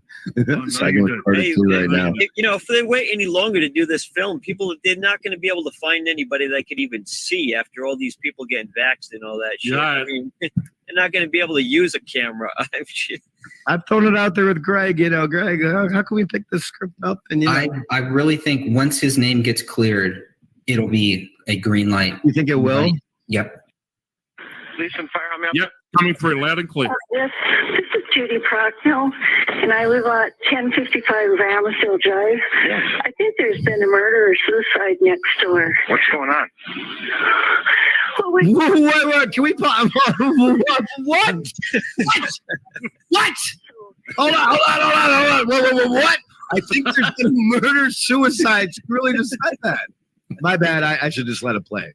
That's the part. It could happen. I mean, I could see the people I know. I could see that happening, but it does sound fishy. I mean, I think there's been a murder. Okay. Yes, this is Judy Procknell, and I live at 1055 Ramsdale Drive. Yes. I think there's been a murder or suicide next door. What's going on? Well, we've noticed that they haven't been around, and there were Christmas presents on the stoop. So I went over there, and there's a dog in the house, and there's definitely some bodies in the living room. Oh, okay. Stay on the line with me just a minute. Do you know what their address is? 1055, and they would be to the west of me. Okay, the house. So, 1050 or whatever. okay, so if I'm facing and looking at your house, Judy, would it be the house to the right or the left? And look at those Christmas presents. They've never been touched, and they're still wrapped. They've been there for how long? Well, those were actually stacked up. So those are not how Colin Procknell found them. Colin Procknell said that they were actually scattered, and so he goes up to the door and he stacks them up. And then he's well, first like, oh, maybe I'll take them back home. Then because we always go to our neighbor's house and stack their packages. Yeah, stack them up. Got it. Yeah.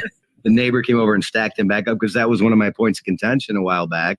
Was the fact that how could they just be still stacked like that after 2 weeks in the winter? You know, so in the wind, and that even makes it goofier.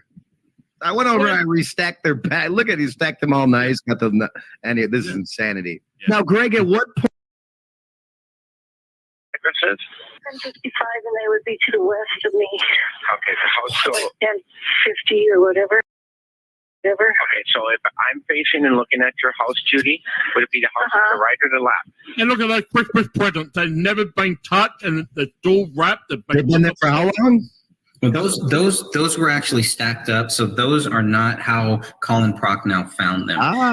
Colin Procknell said that they were actually scattered, and so he goes up to the door and he stacks them up. And then he's well, first like, oh, maybe I'll take them back home. Then because we always go to our neighbor's house and stack their packages. Yeah, stack them up. Got it. Yeah. The neighbor came over and stacked them back up because that was one of my points of contention a while back. Was the fact that how could they just be still stacked like that after 2 weeks in the winter? You know, so.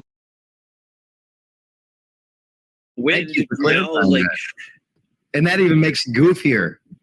I went over and I restacked their pack. Look at he stacked them all nice. Got the this is insanity. Yeah. Now, Greg, at what point did the neighbors say they went and stacked them up? Is that they stacked them up and then looked through the window? And that's exactly okay. So they stacked them up like that, and then looked at got it. Thank you. Yep.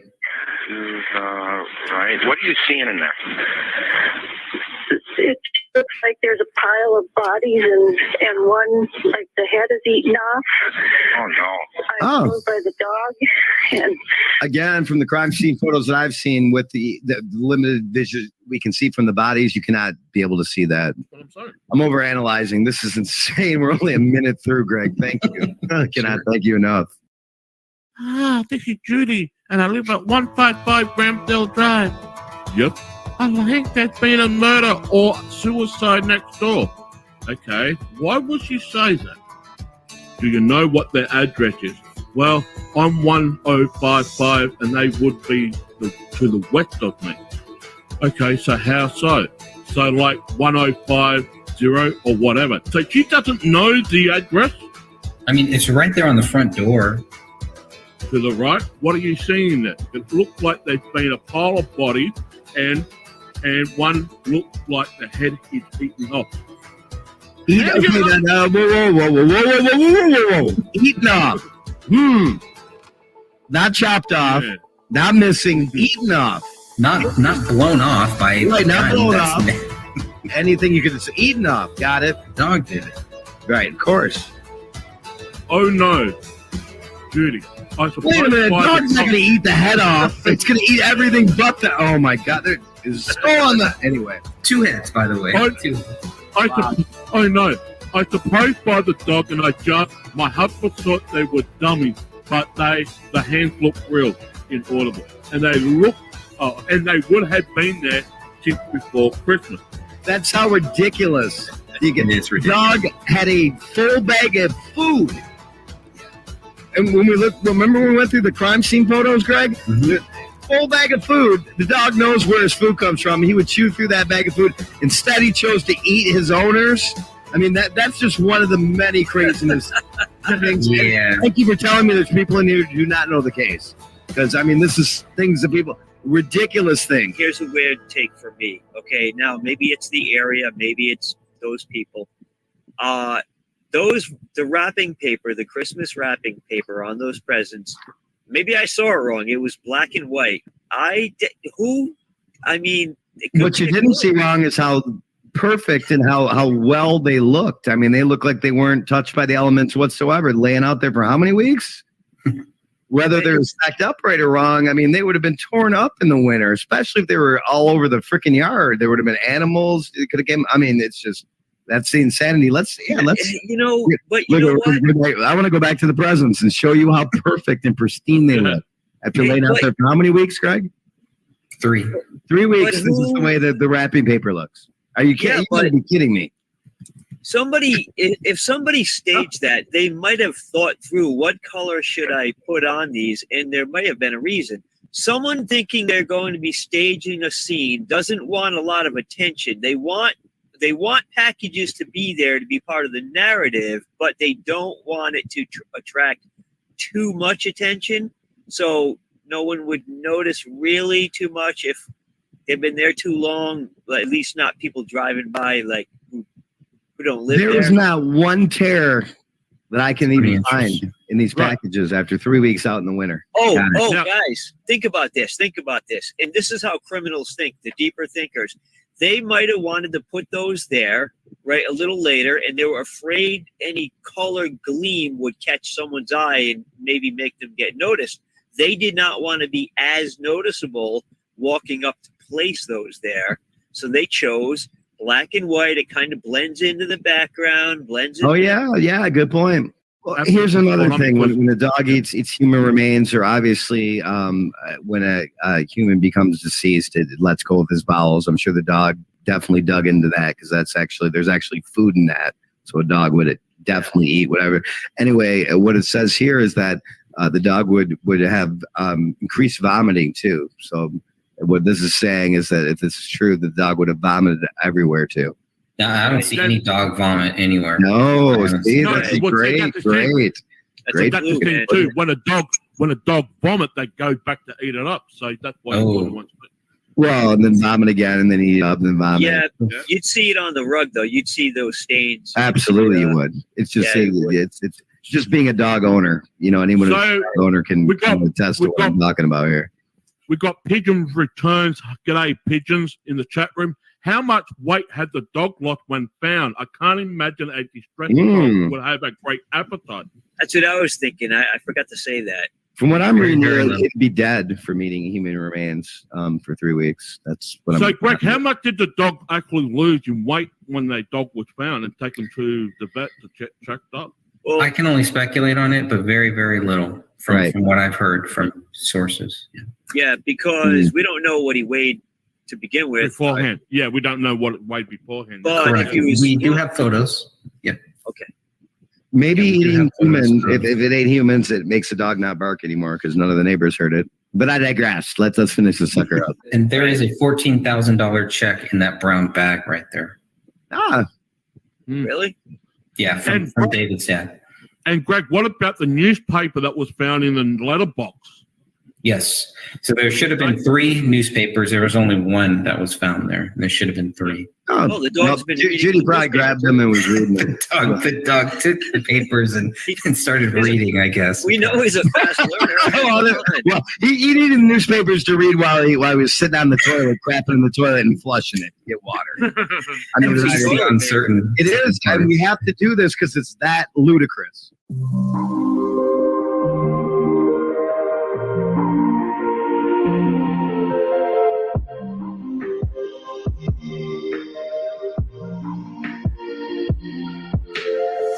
I was basically the owner of an indie label called Planet X Records. One of our actually Australian artists was the one who shared out that original Gray State trailer. That's how I saw the concept trailer. So he put me onto that. That was around the time the crowdfunding campaign was going. Me and my co-host Gaz, who currently does my Paradigm Review. It's kind of a movie TV review show that is over on my channel, youtube.com/PlanetXFilm.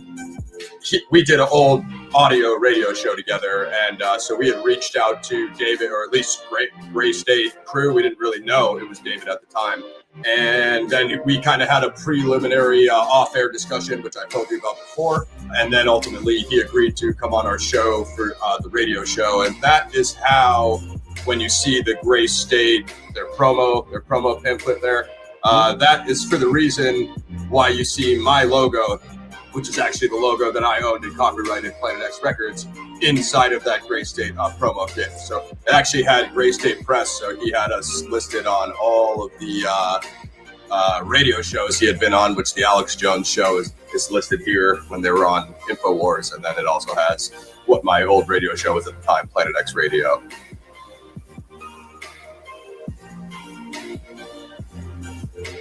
As for what the funds were for, as I was saying, those are pre-production funds. That's just David's writing, prepping the script, travel back and forth from California, trying to get it in front of producers, trying to get it in front of the studio. But it looks like it was shut down or closed on October 6, 2012. But this thing raised over $61,000. That was essentially startup money to get the concept trailer and the project in front of the right people.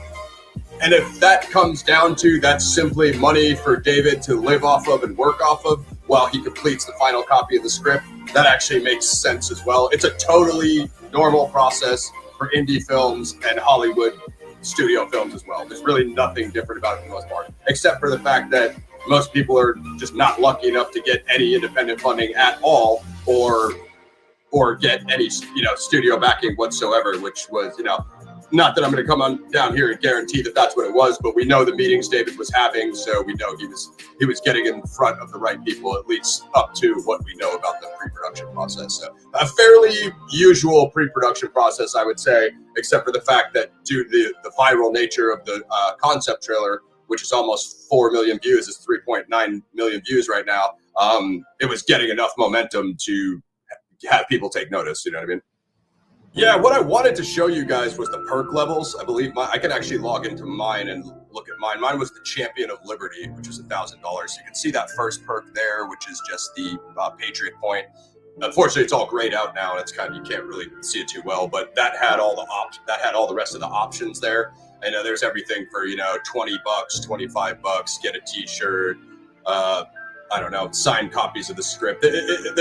If you look at other Indiegogo campaigns or other films, like I've done a Danny Trejo movie, I've done a Dolph Lundgren movie, they're all relatively similar, right? It's like, generally if you throw up a few thousand, you could be associate producer. If you throw up a bit more, you could be a co-producer. If you throw up like $5,000, you could be an executive producer, etc.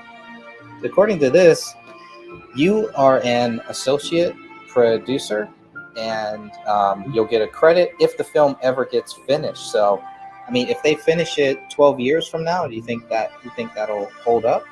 I'd love to hear that. Danny Mason, if you're out there, whatever corner of the universe you were hiding in, I'd love to talk to you one of you guys. Mitch, hit me up. You guys should all have my email. I'd love to get an answer on that. I don't actually know, but I would love to get a definitive answer on that. I've been asking about that for over a decade now. So I would think so. You know what I mean? But again, who's to say? I mean, I don't really know the legal ramifications if it if the IP passes off and changes hands, or if a studio picks it up, or I don't really know. I mean, they might just look at the crowdfunding campaign from 15 years ago, like, who the hell are these guys? I have literally no idea. But you know what I mean?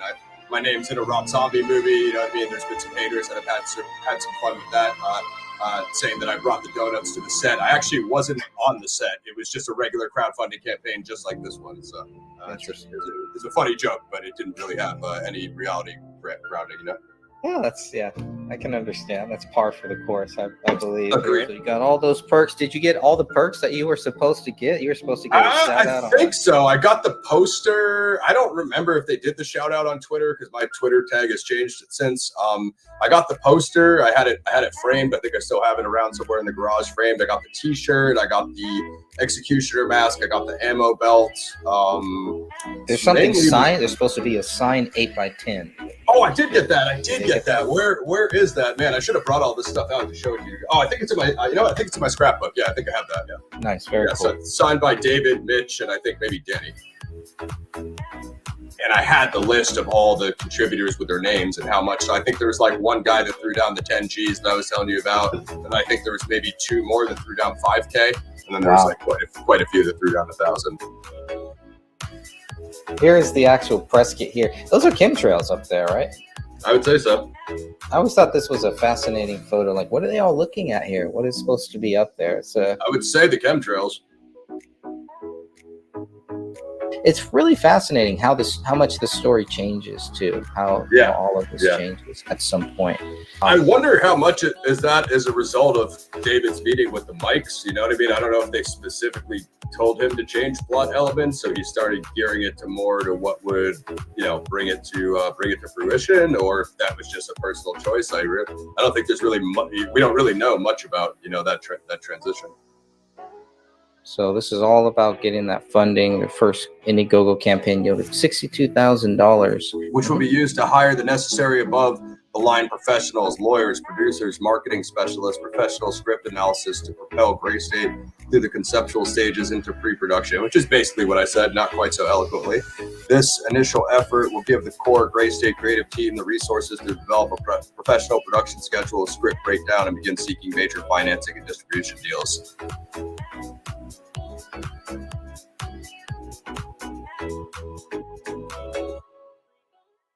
Now check that out. Written and directed by David Crowley. Produced by David Crowley. Production design. Edited by David. Music composed by David. I've told Greg about that before. Visual effects by David. Sound design by David. Interesting. Costume props probably too. Yeah. Since The Bullet Exchange. Yeah, David is Bullet Exchange and Hothead. Yeah. Who is on the team? I really like this one here. Who is on the team here? So we're going to get to know. And remember, this is the old team. Out with the old, in with the new. Yeah, so if you look at who is on the team here, David, writer, director, but Danny August Mason, concept, researcher, and actor. That's it. So it has DP. Mitch is director of photography. Okay. Producer. And producer. Uh-huh.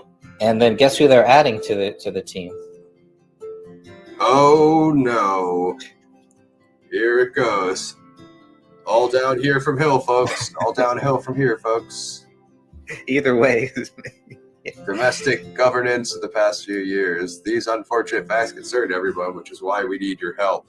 That was one of the big things that I was looking for is what are the credits and who is the crew, and you can see it's written and directed by David.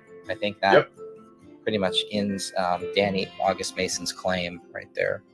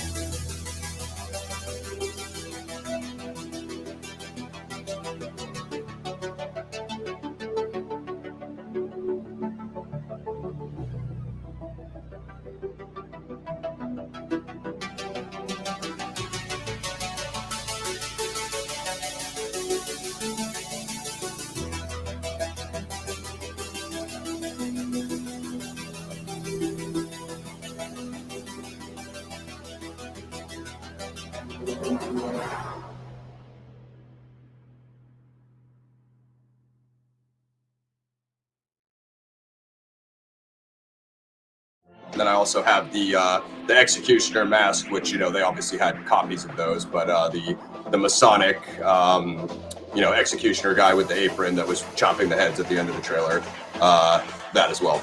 Is it So, yeah, plastic? Is that mask a plastic? Yeah, it's kind of, yeah, it's just I guess it's plastic. It's almost like paper, you know. It's pretty flimsy. I don't know if that's exactly what they use. Maybe they use something a little heavier duty in the trailer, but it's the exact same look. It looks exactly like that. That's one of the more creepier scenes, I think, in that whole trailer there.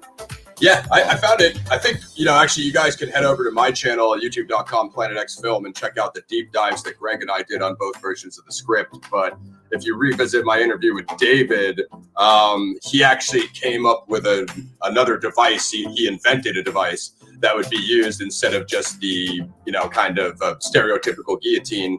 And I believe, he didn't elaborate on exactly what that was. Of course, he wanted to, you know, keep some things, you know, be a surprise for, you know, when the film drops or whatever, a new trailer or whatever.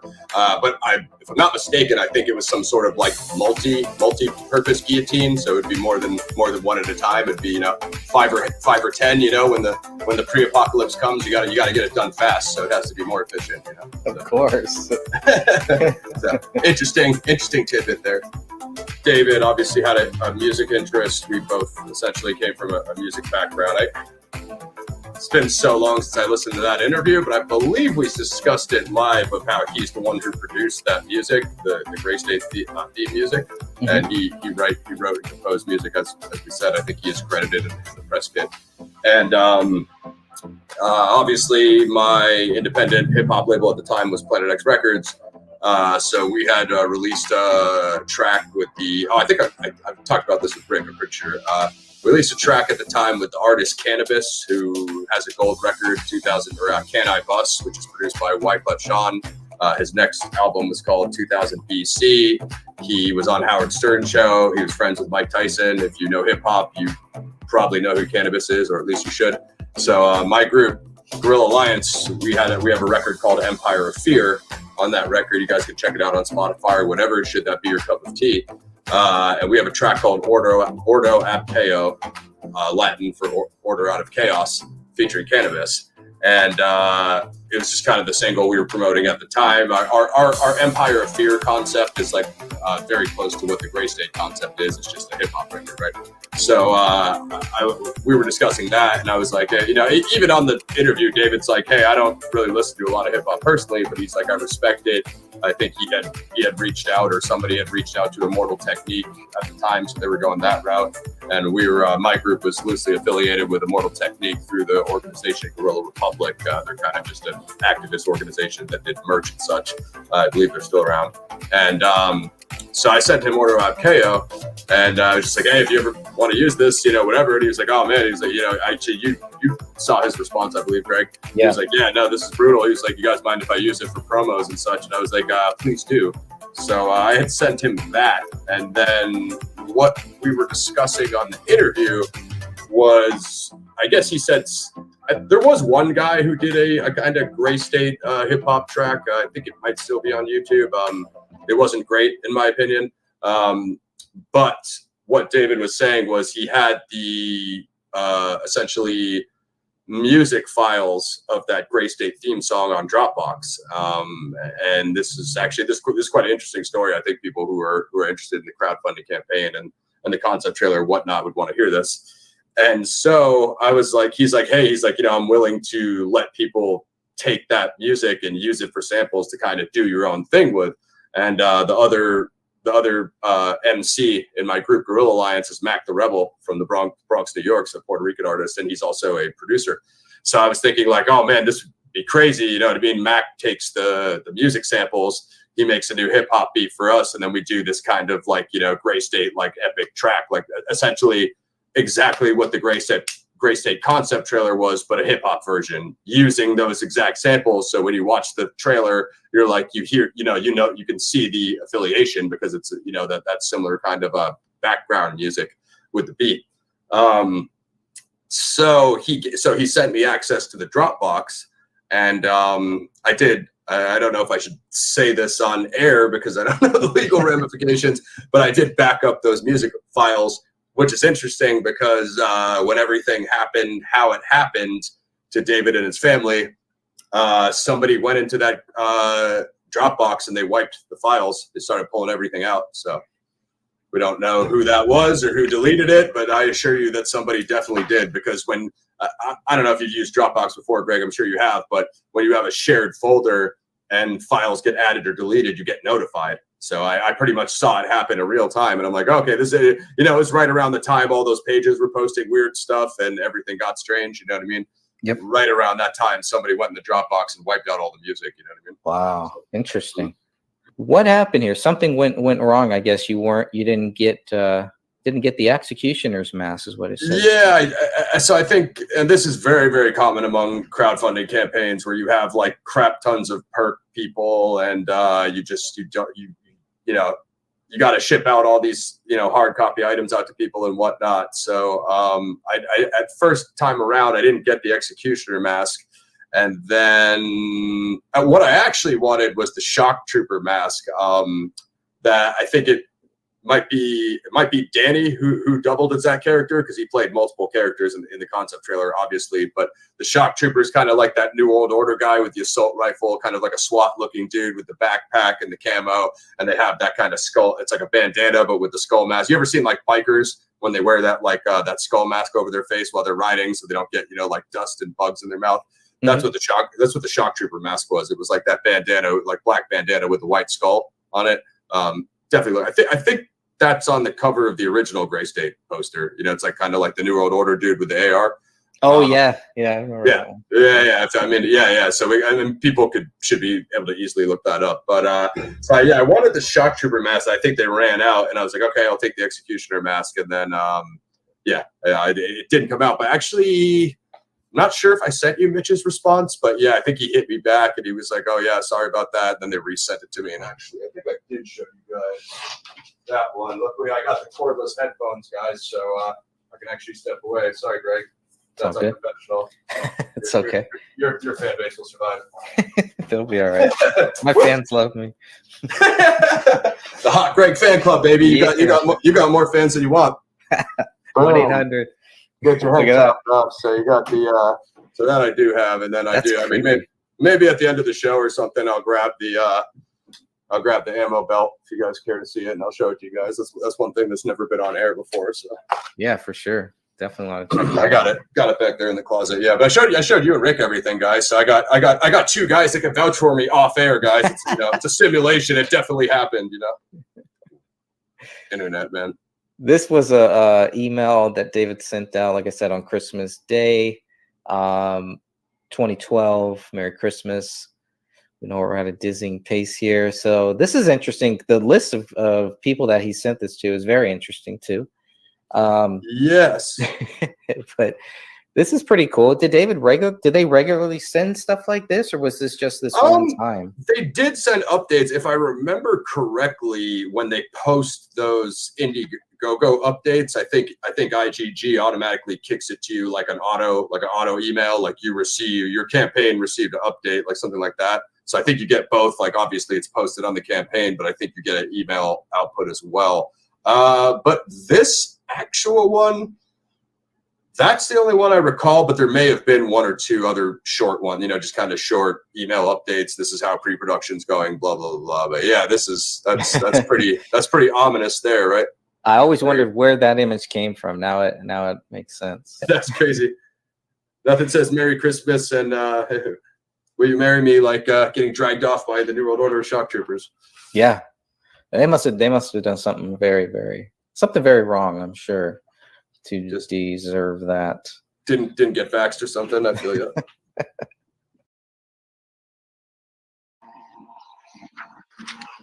All right, we are now live. Thank you, everyone, for joining this. Everyone who is going to watch this. I see Catherine. I see Derek. Thank you both for being here. God bless you both. And we have a very special guest here today.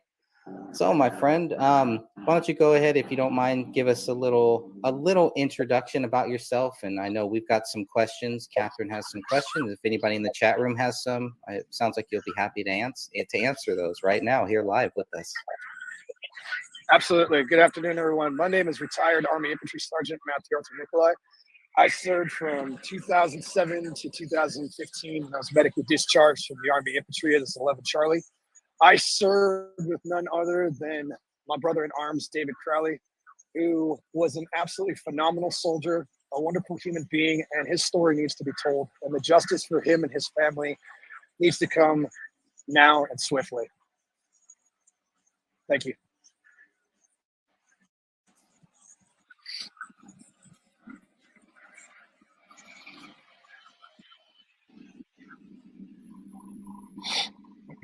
I'm sorry, I can't hear you, sir.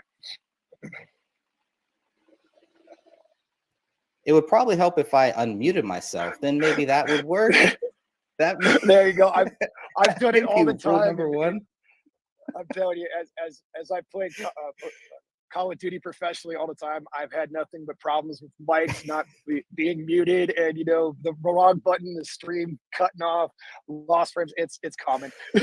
I mean, I can only see it on my screen. It shows that I'm muted here, but I guess I wasn't paying attention to my own screen here. Are you using Streamlabs OBS or a different software? We're using StreamYard.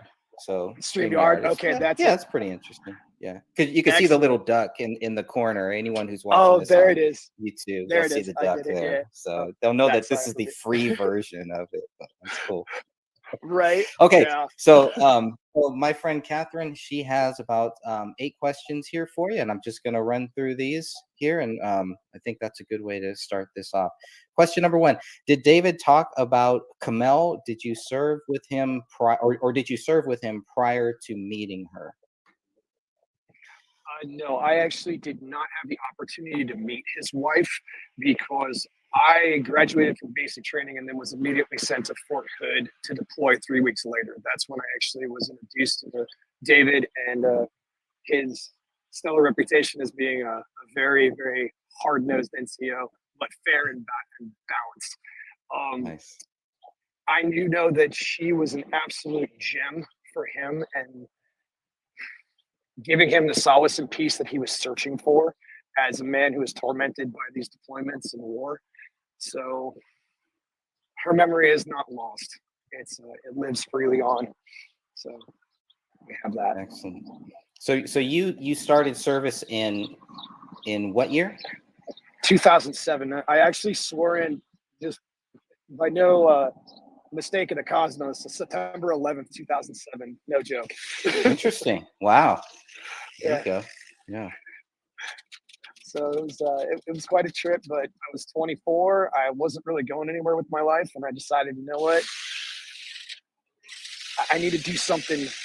I need to change something. I need to make a commitment to something as a young man, and that's what I did. I joined the infantry, and couldn't have happened to a better group of guys because I got to meet some really excellent people while I served. And the whole joke is that, oh, if you're in the infantry, you're some moron. You can't go to college, whatever. Some of the smartest men I ever met was while serving in the United States Army Infantry. I mean, some guys scored on the ASVAB, 98s, 99s, and it was just phenomenal to converse with them and work with them. David, being the intelligent person that he was, I looked upon him as a mentor, and I was just, when I walked onto Fort Hood the first time, I felt like I had never been born. And I was introduced to him on a weapons draw, and he was just like, "Hey, why is your charging handle to the rear?" And I was just like, "So you can inspect it easier, Sergeant." And he was just like, "Oh, we got a smart ass on our hand."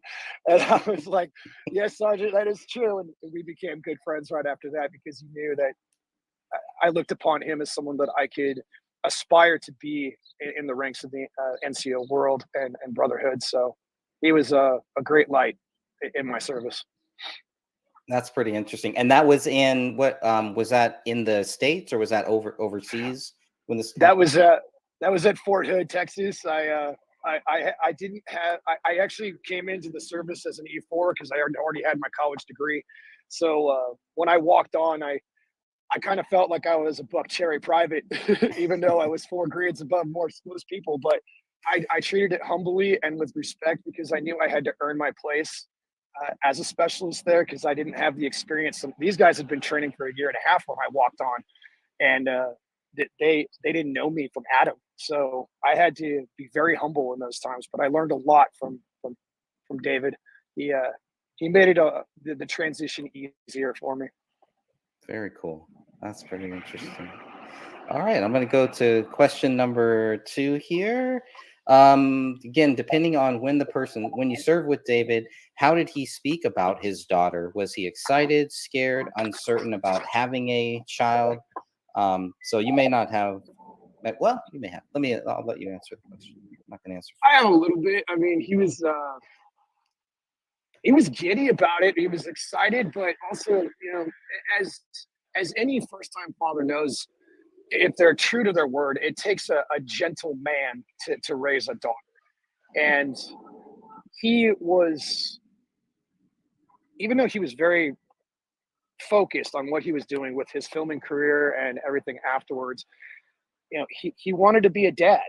And it can be scary for anybody. And this is coming from a guy who deployed multiple times and saw some horrific stuff on his deployments. But I had never seen him so scared, excited mixture for bringing a child into the world. And that really centered him besides his wife, Mo. Very interesting. All right, I'll get to the next one here. We got number 3. Did David ever speak about the government? If so, in what capacity? Oh man. Well, okay. Well, I was in Afghanistan almost 15 years ago, so I think I could talk about this freely. As we all know, David had a very laser-like focus when it came to anything he put his mind to. And when we had exited Afghanistan, we came back to Fort Hood. We were standing in line to go through our in-processing for going on leave and everything else. And he was standing there talking to me, and we were talking about going to film school and stuff like that. He's like, "I'm getting out. I'm going to Full Sail University." And I was like, bro, I can't get out now. I re-upped. And he looked at me and said, you're stupid. Flat out just called me stupid. And I was just like, I have to. My wife and I are happy here. It just seems like the right fit for me.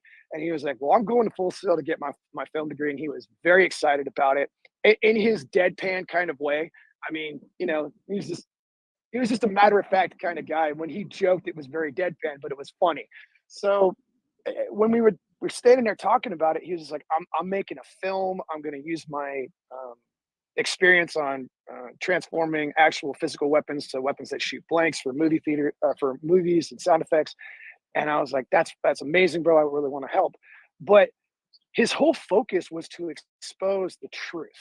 So that's what Gray State was. And if you look at the world that we're living in now, his movie is a great depiction of what we're about to face.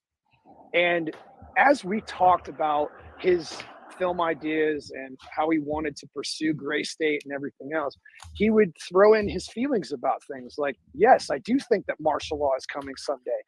Yes, we work for a system that, you know, uses us as just numbers. We don't really mean anything. We're cogs in a wheel. And I'm sitting here absorbing all of this and I'm going, you know what? I see this. And I added my own information to it. And we would talk, you know, many times when we were working out and everything, like, what are we doing here in Afghanistan? We're obviously not here to liberate anybody. And he was just like, you're absolutely right. We're here for other things.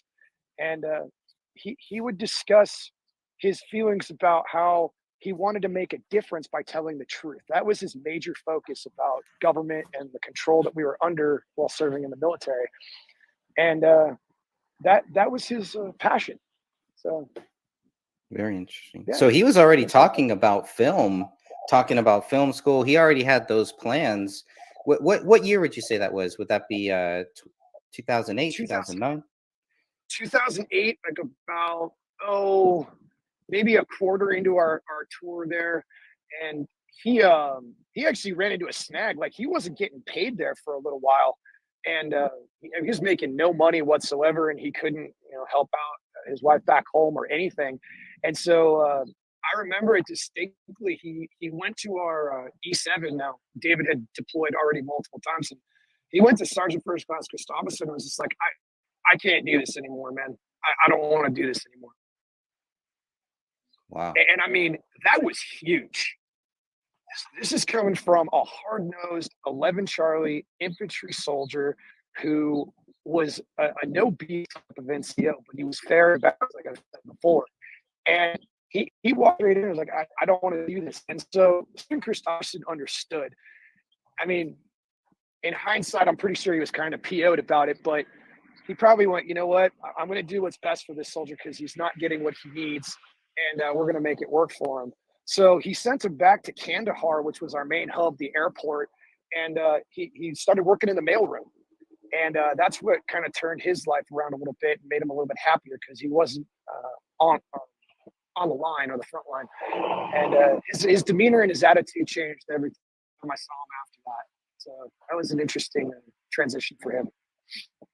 Interesting. It was breaking up a little bit there, but I think I got it. I think no worries. I think it's okay. Yeah. So he was already talking about his film ideas and everything way before that he had those issues or the issues that he faced. But yeah, he was discussing it and had plans. I helped him work on it a little bit with After Effects and showing him how to use those software programs because I had spent years already learning those programs in film school, so and at the Art Institute. So it was quite fun. Oh, that's cool. So you guys kind of bonded on the film school thing and all that too, it sounds like. Well, yeah, because when he found out that I had gone to school for media arts and animation at the Art Institute of California, San Francisco in 2003 to 2006, he was just like, I got to talk to this guy. He obviously knows about special effects. He knows how to animate. He knows how to use this stuff. Back then, you know, we got a copy of something, we used it, and I showed him After Effects and Photoshop, and it helped brighten his world on how to make better films. Very cool. That's awesome. San Francisco. That's interesting. Yeah. Yes, sir. I was in the mecca of, like, you know, let's just call it Sodom and Gomorrah. It was pretty bad. I hear it's worse now. Yeah. Oh, it's so bad. Like, just to segue a little bit. I mean, I was raised in a lower middle class home, in Sunnyvale, California, and I had everything I needed, but Dad was a bit hard. But I wanted to do something awesome with my life, and I decided that I was going to go study animation, and the closest school was San Francisco, and my dad just goes, "It's not like when I was there." And I was like, I'm sure it's not. And I had to really maintain a humility and a moral focus, because that place really did a number on me as far as temptation and such and whatnot. Yeah, that's some might call that area the belly of the beast. I didn't live too far from San Francisco myself, where I grew up, so I can relate to that. So David was already kind of building this idea, maybe not the gray state, right? He probably, when you guys were serving, he probably never gave this a name or anything like that, but you could see that those seeds were already being planted. Is that fair to say? Yes, sir. Absolutely. He was very, I mean, I don't use the term lightly. I mean, it's almost like it was destined to happen the way it did, because when anybody decides to tell the truth in their own vision and they happen to be of military service, you're going to be a target no matter what. And if you're a believer on top of that in Yeshua HaMashiach, then, I mean, it makes it even harder, because nobody wants to know the truth. They want to be happy in their own, covert worlds where they don't have to pay attention to what's really happening around them. So David was like, I'm going to take this by the horns and I'm going to tell people the truth. And that's what he did. Very cool. Without fear. Without fear. Let me ask you this: Did you and David ever talk about God? Ever talk about your Christianity? Anything like that? Did those conversations come up? I have to be transparent with you as all I can. I knew that there was a God, but when I was over there in Afghanistan, it wasn't something that we talked about much, because unfortunately at that time in my young life, I thought I had lost my faith in God and in Yeshua, but in fact, what had happened is I lost my faith in humanity. So it was not a topic that we brought up much, but when we did, he was open to it. He listened to me when I had something to say, and that helped me understand what was happening to me when I was there, going to war. I mean, it changes people in different ways. And when I finally figured out that I had lost my faith in humanity and not Yeshua or Elohim himself, I knew that my life was going to change for the better. And I wish I could have shared more of my knowledge with David at a later time or at that point, but it was designed the way it was. So at least we had found our friendship there and became brothers in arms at that time. I don't have any regrets about that. Is it, let me ask you this, maybe a more general question, but is it frowned upon to talk about God, to talk about Christ? Was it frowned upon then? Was it allowed to even have a Bible if I wanted to have a little pocket Bible? How does that work? Yes. The military is very, very open to people's faith, spiritual journeys, and religions. And we could talk about it openly, but then we had to also be open to the fact that there were Satanists, there were pagans, there were people who claimed to be Jedis, people who believed in the spaghetti. No joke, we had guys who had dog tags with Jedi on it. I mean, it's hilarious. But some guys, they believed in the spaghetti monster, and that's what they had on their dog tags. It's like anything was open, but if you talked about it too much, especially Elohim or Yeshua, you got some side-eyed looks.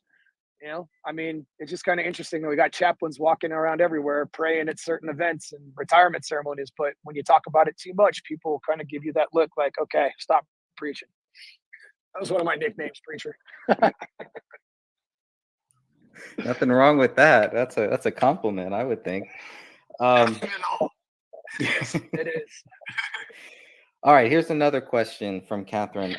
Did David ever come across as someone who was suspicious, or did he talk like someone who noticed things without constantly looking over his shoulder?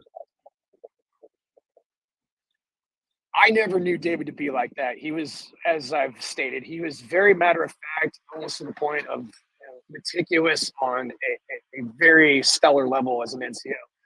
No, he didn't have any fear of looking over his shoulder. He wasn't that type of person. If he was going to tell you the truth, he was going to accept the consequences that came with it. And doing what he did with Gray State is exactly what happened. He told the truth, and what he discovered and what he found while searching for that truth got him killed. No ifs, ands, or buts about it. This man was a seasoned infantryman that knew his tactics, that knew when things didn't feel right. And as soon as I found out that he had been murdered, okay, the first thing that I looked at was that, wait a second, this dude wouldn't leave a door unsecure. This is not the type of man who leaves his house unsecure. The back door being open just a little bit was the dead giveaway. I was just like, that's one of the first things we check is our doors. Sometimes multiple times before we go to bed. And if you got any soldier who's come back from war in a combat zone, they'll check their front, back windows 2-3 times before they go to bed. You know, I mean, that's just a common practice for us. I still do it to this day.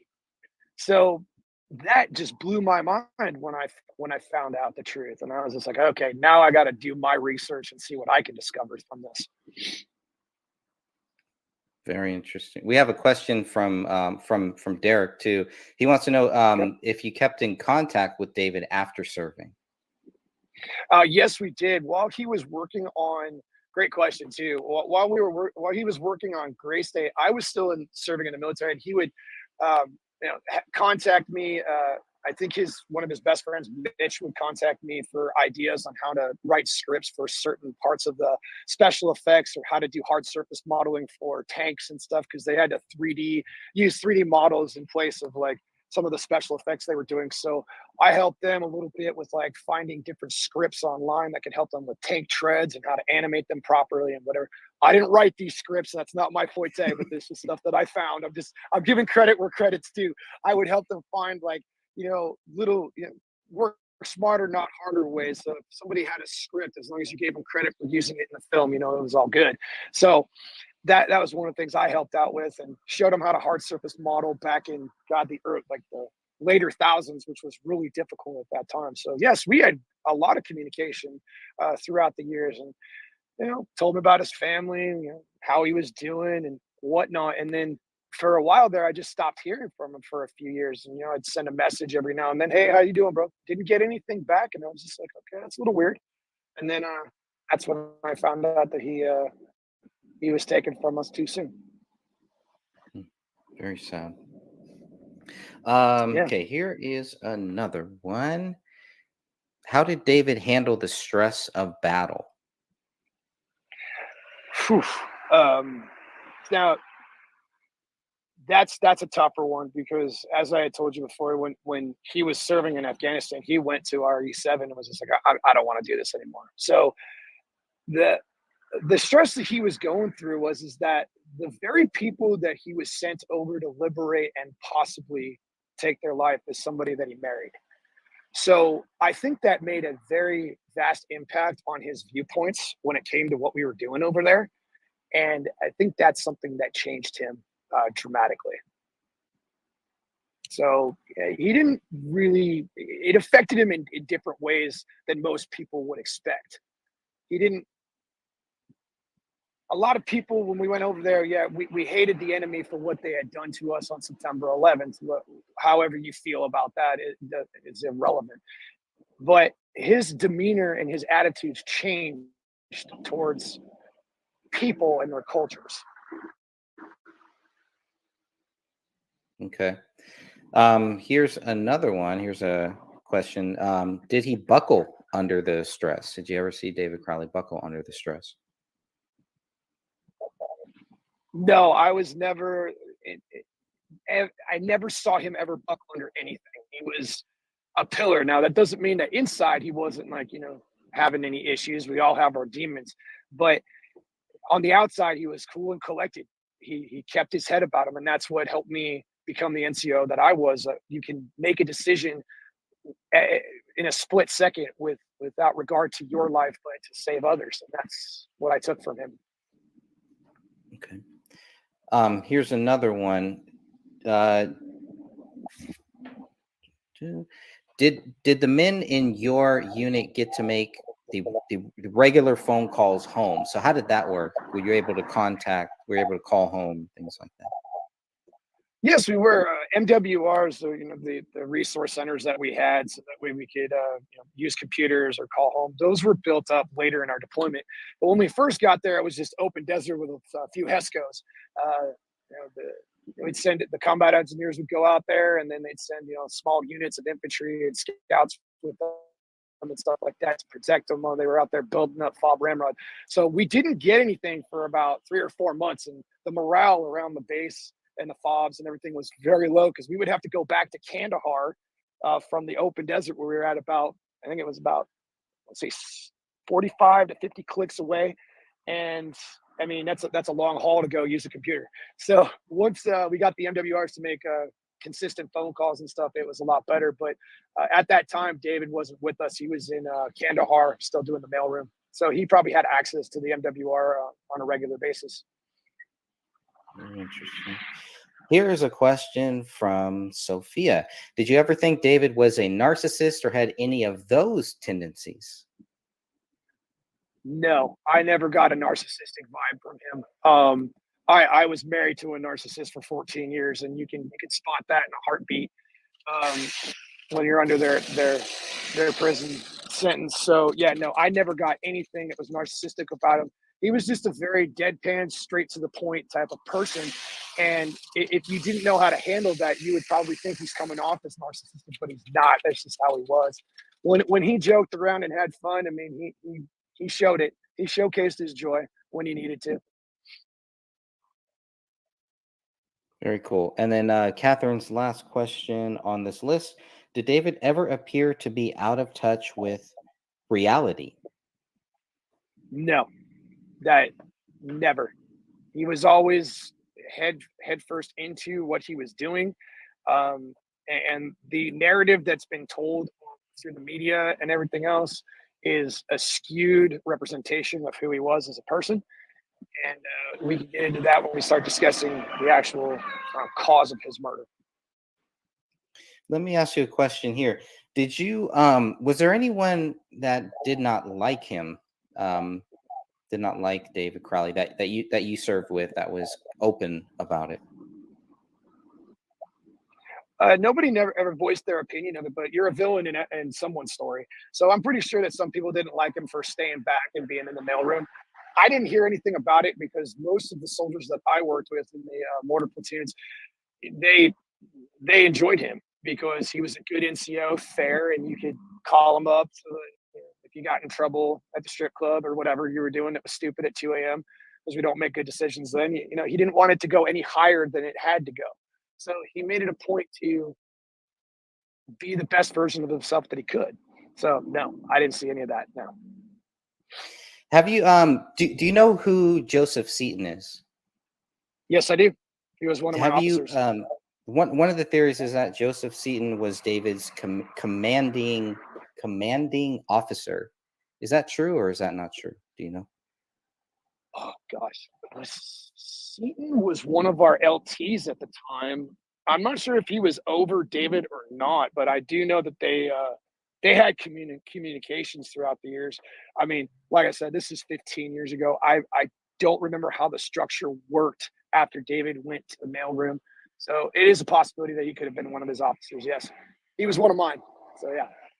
Interesting. Okay, I was curious about that. There was another.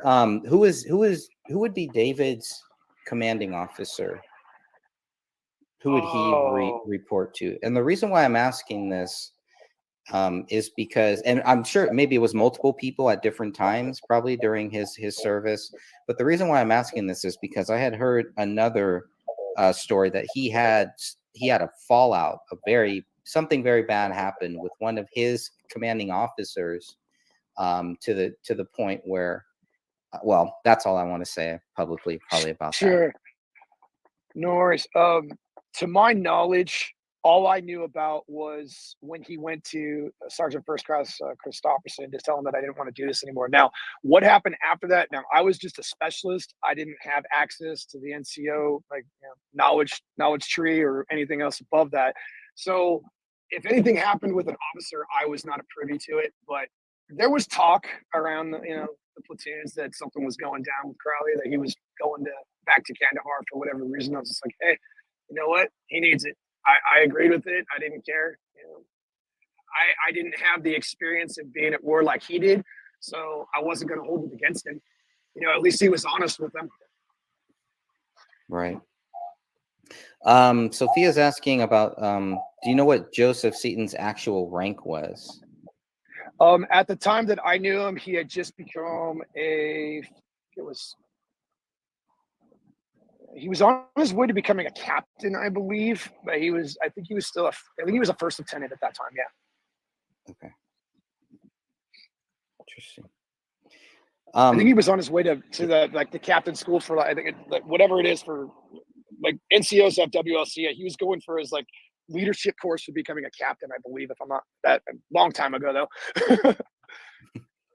Are you in contact with any other soldiers that have served with David? Or have you been in contact since you? Oh yeah. I'm actually here in Alabama. One of my best friends and brother in arms, Michael Williams, is actually out here, and he and I both knew him. I knew David more personally, but he knew of him and everything else. Met him a few times, but yeah, he's out here, and he's a Purple Heart recipient, 10-year cavalry scout recon, and awesome dude. Has really helped me out a lot. And if David was alive, he would be like, dude, you guys are doing well. That's awesome. That's great. Sophia has another question here. Do you know if Joseph Seaton was actually honorably discharged? Have you heard that? I do not know if he was honorably discharged. I did have some contact with him to help him with a website and do some animation for him, but I did the work and I never got paid. So you know how it is when that happens. So after that, I lost contact with him. So I do not know. Interesting. Well, maybe we'll jump into when you heard about when did you hear first that David Crowley had passed? I was at my dining room table in Ohio. My wife was sitting on the couch. The TV was in front of me. It was on. She was watching something with the kids. It was later in the evening. We were just about to have dinner, and I was looking at my computer. I was working on my master's program for Full Sail because that's where I decided to go because David went there. And I was studying for my master's degree in media and design, and the news feeds came up, and I just stopped dead in my tracks. And I read it, and then I read it again, and then I read it again, and I just sat back in my chair, and I said, babe, Crowley's dead. And I mean, as the words came out of me, it just hit me like a Mack truck straight to my soul. And she turned around and was like, what? And I was just like, yeah, David's dead. And then I subsequently I fell apart. Like, no joke, I fell apart right in my chair. And I was just like, how does something like this happen? And of course, the instinctive thing to do as a human being is to know more. And it was the wrong thing for me to choose at that point. But I had to know the truth. So I scoured every news article, every thread, every YouTube video, everything I could find. And it was 100% true. And it crushed my soul. Did you, having served with him and having spoken with David after he passed, and knowing what PTSD is, obviously, did you ever get the feeling that David may have had PTSD?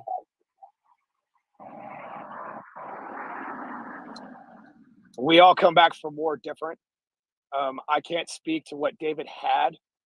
That's not my place. Only what he went through is, and what is in his medical records is the truth. So I can't speak to that. He never displayed any signs to me, but not all wounds are visible. I have PTSD, but anybody can. It doesn't have to be just soldiers or Marines or Navy or airmen. Anybody can get it. A child can from traumatic abuse. A female can get it from verbal abuse or physical abuse, and men can get it from different types of situations. So to that, I do not know. Fair enough. That's a great answer. Do you think, let me ask you this, about people being falsely accused of having PTSD because they have their own narrative. Do you have any problem with that as far as they claim David did? David acts like he doesn't. Actually, even Mitch Heil, who served with David, says he doesn't believe David had PTSD. And so it's kind of like I have an issue with it because they're trying to use it to fit into their narrative, not because he had PTSD. Let's help this guy. Well, he had PTSD. He went crazy and killed his family and killed himself. To me, that kind of bothers me. Did you have any thoughts on the PTSD angle? Absolutely. As anybody knows who served, as soon as you mention the word or the acronym PTSD, they automatically assume that, you're a killer, you're a psychopath, you're a veteran who can't be helped, this, that, and the other. It's a stigma that falls upon us, and it's wrong. And, as far as fitting the narrative, absolutely. That's what they use as the scapegoat so that they could pull off this atrocity without anybody really looking into it. But then you have free thinkers and researchers like yourself, me, and everybody else who is like, I smell something foul, Basil. It's like, we went through and we combed through the footage. We combed through all the pictures. We went through it and we were like, David didn't do this. Even if he had PTSD or not, no way. There's no way. And this whole thing with Mitch saying that he didn't. Well, you know what? Mitch has already made his point when he went on to whatever news source or put out those web pages, justice for David Crowley. Somebody probably got to him too. Let's be real. Somebody probably got to his family and got to David's family before they could really do anything about it. And they gave him an ultimatum. And it's like, here you go. Well, as anybody will say, Yeshua HaMashiach was given an ultimatum too. And that was either, we as the people decided to choose Barabbas over him. So you know what? What happened to David is an atrocity. So PTSD, no PTSD, it doesn't matter. They used it as a narrative to get him killed. Amen to that. Catherine is asking, did you ever think that what the police were saying was true? Was the official theory, did you ever buy into it? Nope, not once. And the first thing that was a dead giveaway was that the back door was unsecure.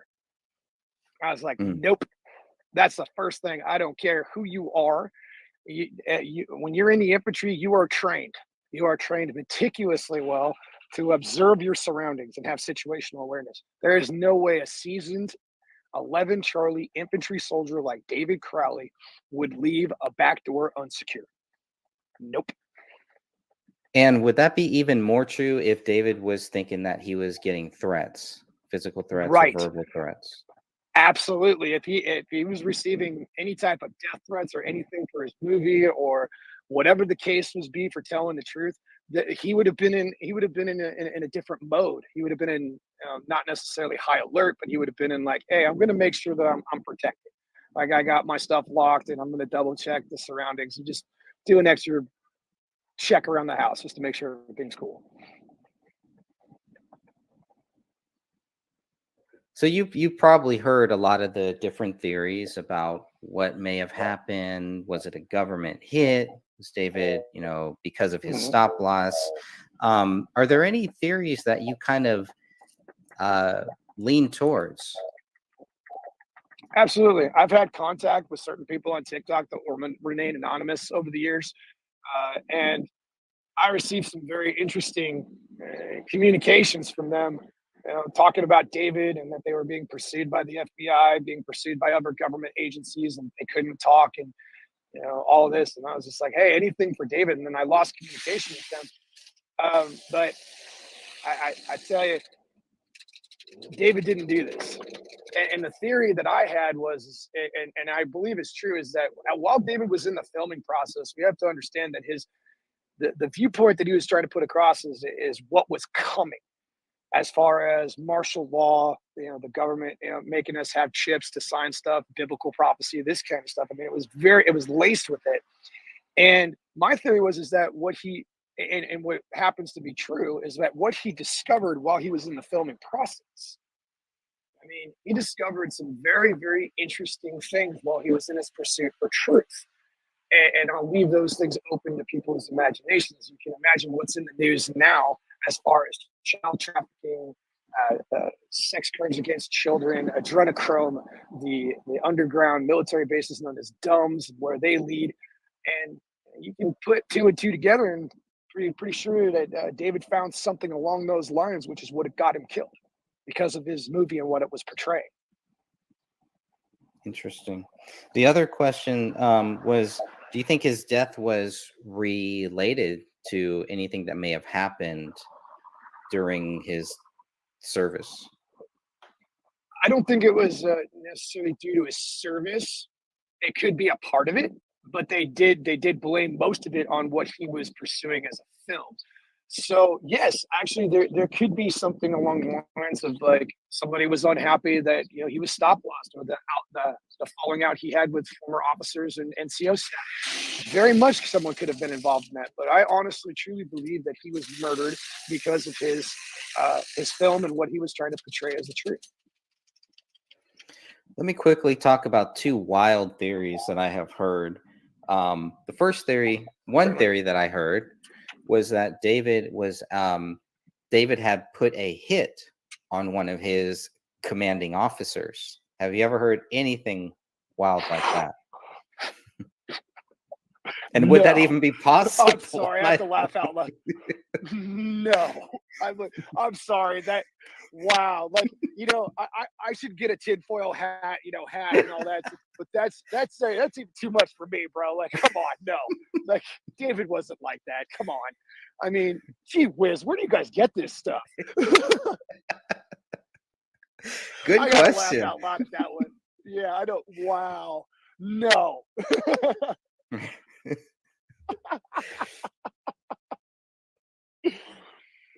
That's one of the wildest ones that I've heard. That's a humdinger.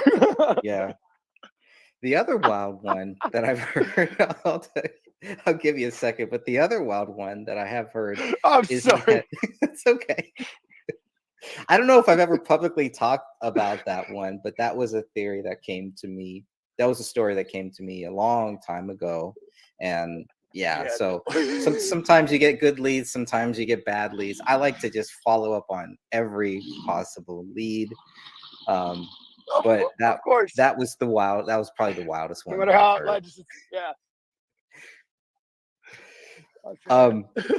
The other wild one that I've heard, let me get your thought on this, that there was a curse, that something happened. I believe it was when David was serving in, I think it was in Iraq, and they had something happen.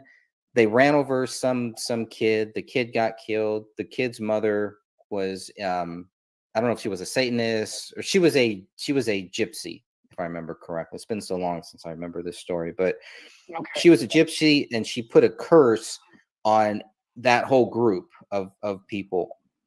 And so there was this theory that there is this curse. David is part of some curse of something that may have happened during his service days. Have you ever heard anything wild like that? No, I can't speak to that. I didn't serve with David in Iraq, so I didn't know about that offhand. But I will say that anything is possible in that region of the world, because we have to remember that the 12 tribes, we originated from that area, Mitzrayim, Egypt, Iraq, Iran, that area. So you're dealing with a culture and a group of people who have not only the Muslim faith, but they also have underground Christianity, underground different types of religious sects that practice dark magic. So I wouldn't put it past them to do something like that. It could be as outlandish as that sounds, if that's a story that people are tossing around, I'd like to find validity to that story. And then, it's definitely a possibility. I mean, there were a couple, there are like at least 2 soldiers that served with David. I'm not exactly sure when, and I'm not sure if you know these names, but they did die. They have died since. One died, I think one committed suicide, and the other one was actually shot by a neighbor. And so that's when this story kind of came out. And again, these are just some of the things that I've heard. I have not really found any evidence to kind of back those up, but I wanted to get your thoughts on those two wild theories. I mean, and as crazy as it sounds, you know, the latter theory about that lady putting a curse on, it actually kind of makes sense, because if you think about it, you have these other two soldiers who were involved in the same incident, and they were, you know, taken from us, one by his own hand and then one by a neighbor. So we can see that there's a correlation, because then you've got David and his family. So honestly, that theory is actually bringing more validity to the whole idea of what happened to them, because you can see as curses are done, there's good curses, there's you know, good spelling in the case of how we view things, and our words are power. So yeah, I could see that affecting that group of people to manifest what that theory encompasses. Yes. Yeah, and I couldn't ever get to the point to get that person to kind of come forward, but I think they also had their own issues too. So it's not just the deaths, it's that weird things are happening. But a lot of the stuff is kind of like, well, those are things that could happen from any soldier serving. They just want to drink themselves too much, right? They go into this really depressive phase, I guess. But so but that's pretty interesting. So I did want to hear about that. Derek brings up a great comment here that I think a lot of people who have looked into this case probably have the same thing. Out of everything I've ever researched, this one hits me the hardest still to this day. To me, there's something very strange, something very different about this case and the layers of this case. What are your thoughts on this case compared to other murder mystery cases? I guess I'm sure you've looked into others. Yeah, but of course. And, you know, for who's got a brain, you know, we like those old shows, Unsolved Mysteries, Cold Case Files, that kind of stuff.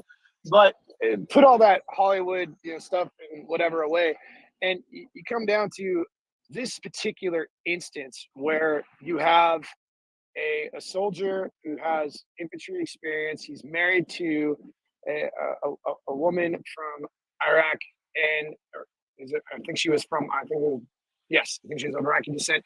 And then they have a child together, and you see in the photos and what's been released, what hasn't been released, and all that, and you start to dissect what you see.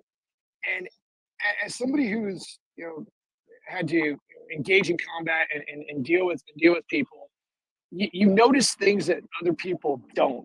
And especially when your adrenaline's pumping and stuff like that. My adrenaline was pumping when I was looking at these photos. And as I've stated in just recently, the first thing that stood out to me when I was looking at these photos was that the way the bodies were lying, and also the back door being unsecure, and then the use of actually writing that message with blood and the Quran and everything having to do with that.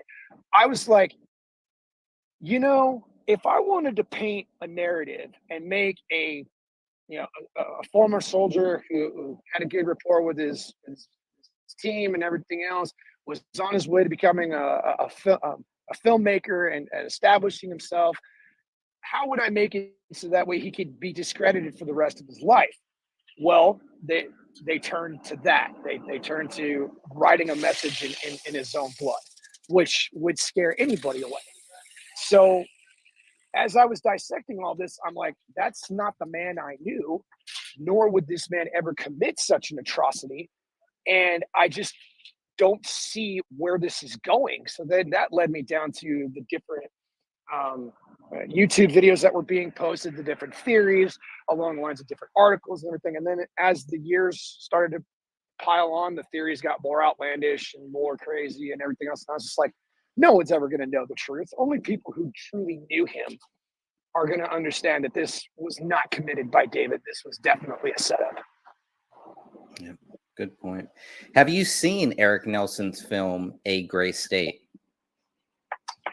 No, I have not watched it. I actually didn't know it got completed. because I had stayed away from this for quite some time. The knowledge of David passing made it very difficult for me to participate in any of that. So no, I have not seen the film.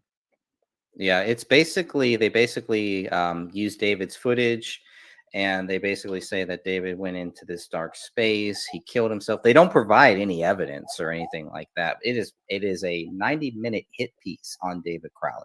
That's what. Okay, maybe 87 minutes. There may be a few minutes in there that talk positively about him, but that's really it. Most of it is just, and they never provide any evidence to say, well, look, this is why David did it. They had the gun, they got the murder weapon, he has a written confession, anything like that.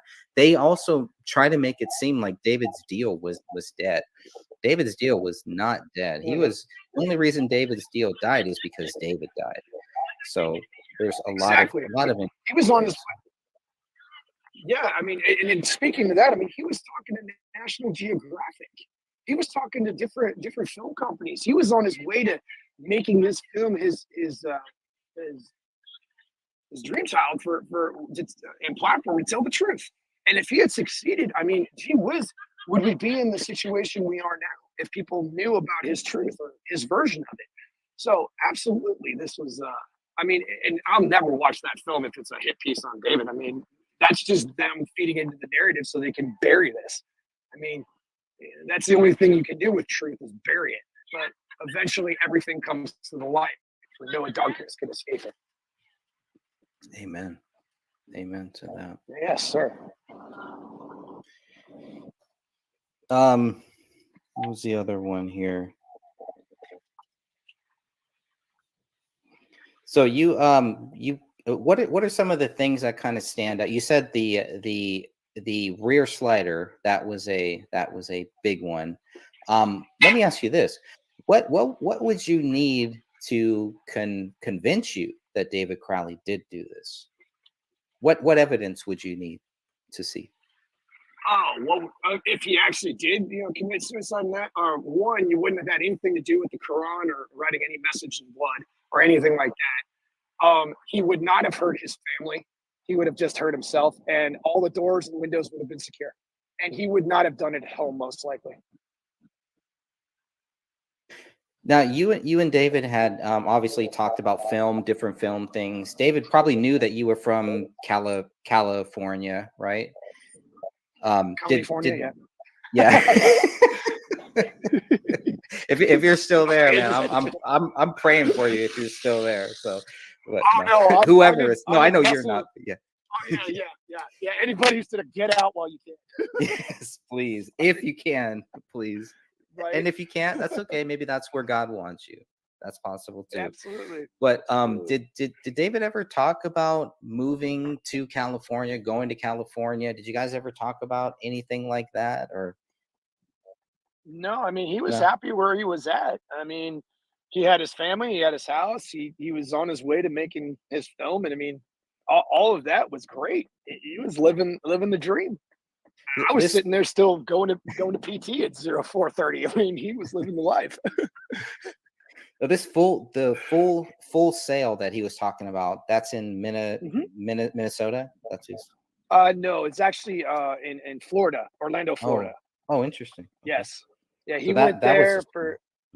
Yeah, that's where he went to film school, and then because he went there and graduated, I decided to get my master's degree from there in media and design. So I went to that school because David said that I had a keen eye for film and animation, and I was giving him good insight. So that's one of the reasons why I went to that school and graduated with flying colors. Very cool. Right on. Yes, I'm trying to think if I have any more questions. I mean, those are pretty much a lot of the questions. And thank you so much for answering these. No worries. I really appreciate that. If we wanted to come back and do a part 2, maybe have some other people on this panel, would you be open to that at a later time? I'm 100% open to this. One of the benefits of being retired at such a young age now, yes, I was medically retired, but you know what? It was for a good reason when I was injured over there. So I have a lot of free time. So if I can give people solace in knowing that one greater than one greater than us is coming back, and we can tell the truth with his glory and his mercy and with him at our center, then I'm going to tell the truth. And David's story needs to be told. And he was a good, righteous man who was brought into an evil situation, and unfortunately he was taken from us. But that doesn't mean that his truth can't be told. And that's what I'm going to do. So yes, I'd be happy to join you again. Thank you, my friend. Now you are on social media. Please let us know where you're on, what social media platforms you're on, and the different topics, everything that you cover. Oh, certainly. What I'll do is I'll send you my link to my TikTok. It's Warrior for Yeshua, spelled out. And you can find me there. And mostly what I discuss is what's going on in the world right now, truth, quantum physics, Rubik's Cubes, and what Yeshua HaMashiach did for us, which is die on the cross so that we could live and an eternal life with him forever. And though we're going through a very hard tribulation right now with the rumors of wars and nations against nations and brother on brother, we have to understand that this is a part of our journey to attain that eternal life, because the path is wide, but the gate is very narrow. We need to be prepared. Amen. Amen. Sir. To that. Well, thank you again. I really appreciate you taking this time. I want to thank Derek for making sure that this happened. I want to thank God for everything, making sure that this happened. Everything happens for a reason. I believe this was a great reason. I've been praying about this. I've been praying about, talking to soldiers. I've had some that kind of wanted to talk, but then, things didn't work out. Things didn't work out. Thank you. But yeah, I'm really glad that you spent this time, and I hope some other soldiers may look at this and may be open to talking too. I feel like there are some soldiers that serve with David that may need that closure, that may also feel the same way you do, and maybe they're not able to come out, they're not ready to come out, they don't want to talk about it. They could be very fearful of it, of things like that happening to them. I don't know how that would affect their military future or their future on anything like that. Are there any issues with that? Do you have any problem? Do you ever think about that? Like, if I come out and talk about this, maybe they may come after me. I've always had that underlying, anxiety. And I've always told myself that if they wanted to come after me, they would. So you always have to have that in the back of your mind. We're speaking truth. And it says over 365 times in scripture to never be afraid. And then I'll leave you guys with this. Isaiah 41:10. Do not fear, for I am with you. Do not be afraid, for I am your Yahweh. So show no fear. And if I can tie it back into the disciples and what they had to go, they died excruciatingly for faith. All of them. Only one of them ended up going to the prison mines and dying there instead of being beaten to death or crucified or whatever the case may be. In order to seek truth and righteousness, you have to be willing to die for it. And that's why I believe that Yeshua HaMashiach died on the cross for all of us so we could live. No fear. No fear. Amen. Thank you very much. I think that's a great place to end this right here. I want to thank everybody who has watched this, everybody who will see this. If you have any questions, we're going to get him back on at some point here. So if you have any questions that we didn't get to, I know I just kind of sprung this. We just went live, like, boom, we're live. Okay, good. So questions may start filtering in, and we'll be happy to do a part 2 and have you come back and answer some of those questions. So thank you very much. I appreciate you, Mr. Greg and everybody else who's involved, and Mr. Derek. Thank you very much for this opportunity. I'll see you guys soon. Praise Yahweh. Praise Yahweh. God bless you all. Have a good one, guys. Bye. You too.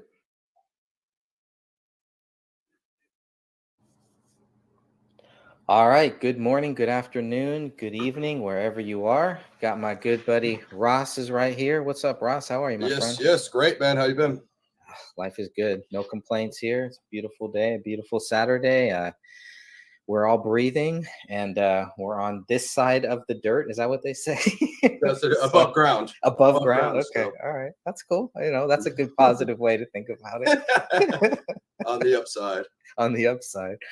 Cool. Well, today we're going to be chatting just gonna have a nice little chat here, and we're gonna talk about your emails between you and the Gray State and the Indiegogo campaign. I got some questions on that. They had two. I didn't realize they had two. Technically, they have three with Jordan Page, but really, that we're going to talk about just that main one.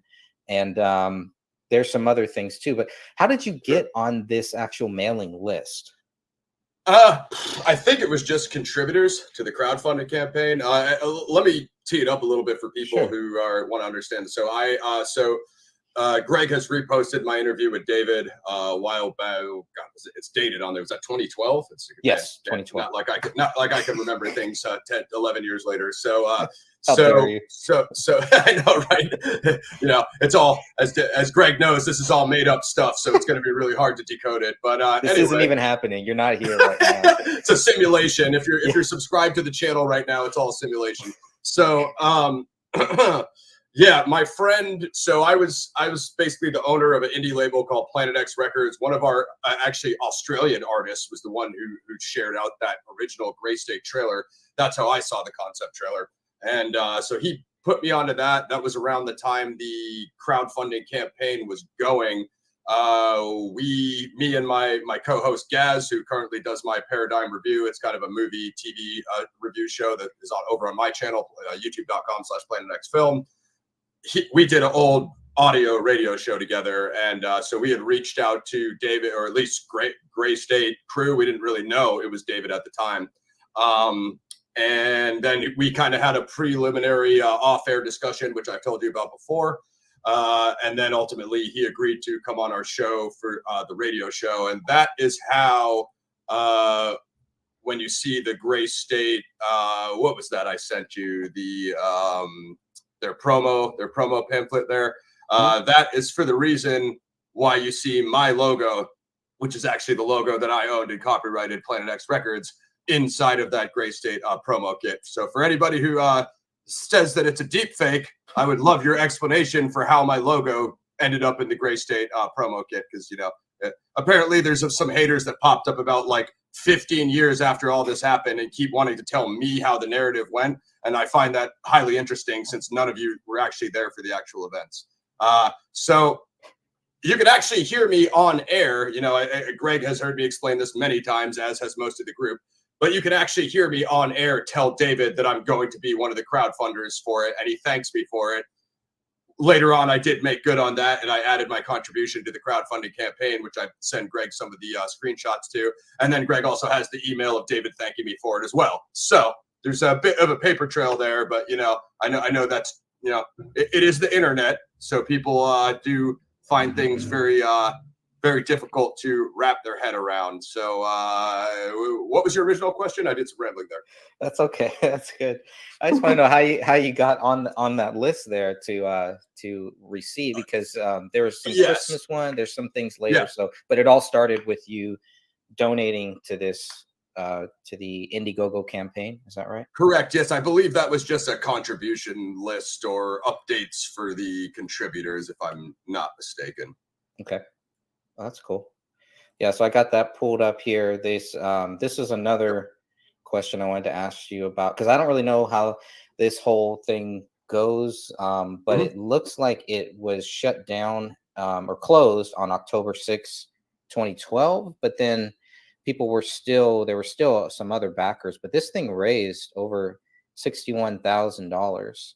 Yeah, I thought you guys would like to see that. You can actually see the full total there, which is you know, that's pretty undeniable. And I've explained this before on you guys' podcast, but that's not.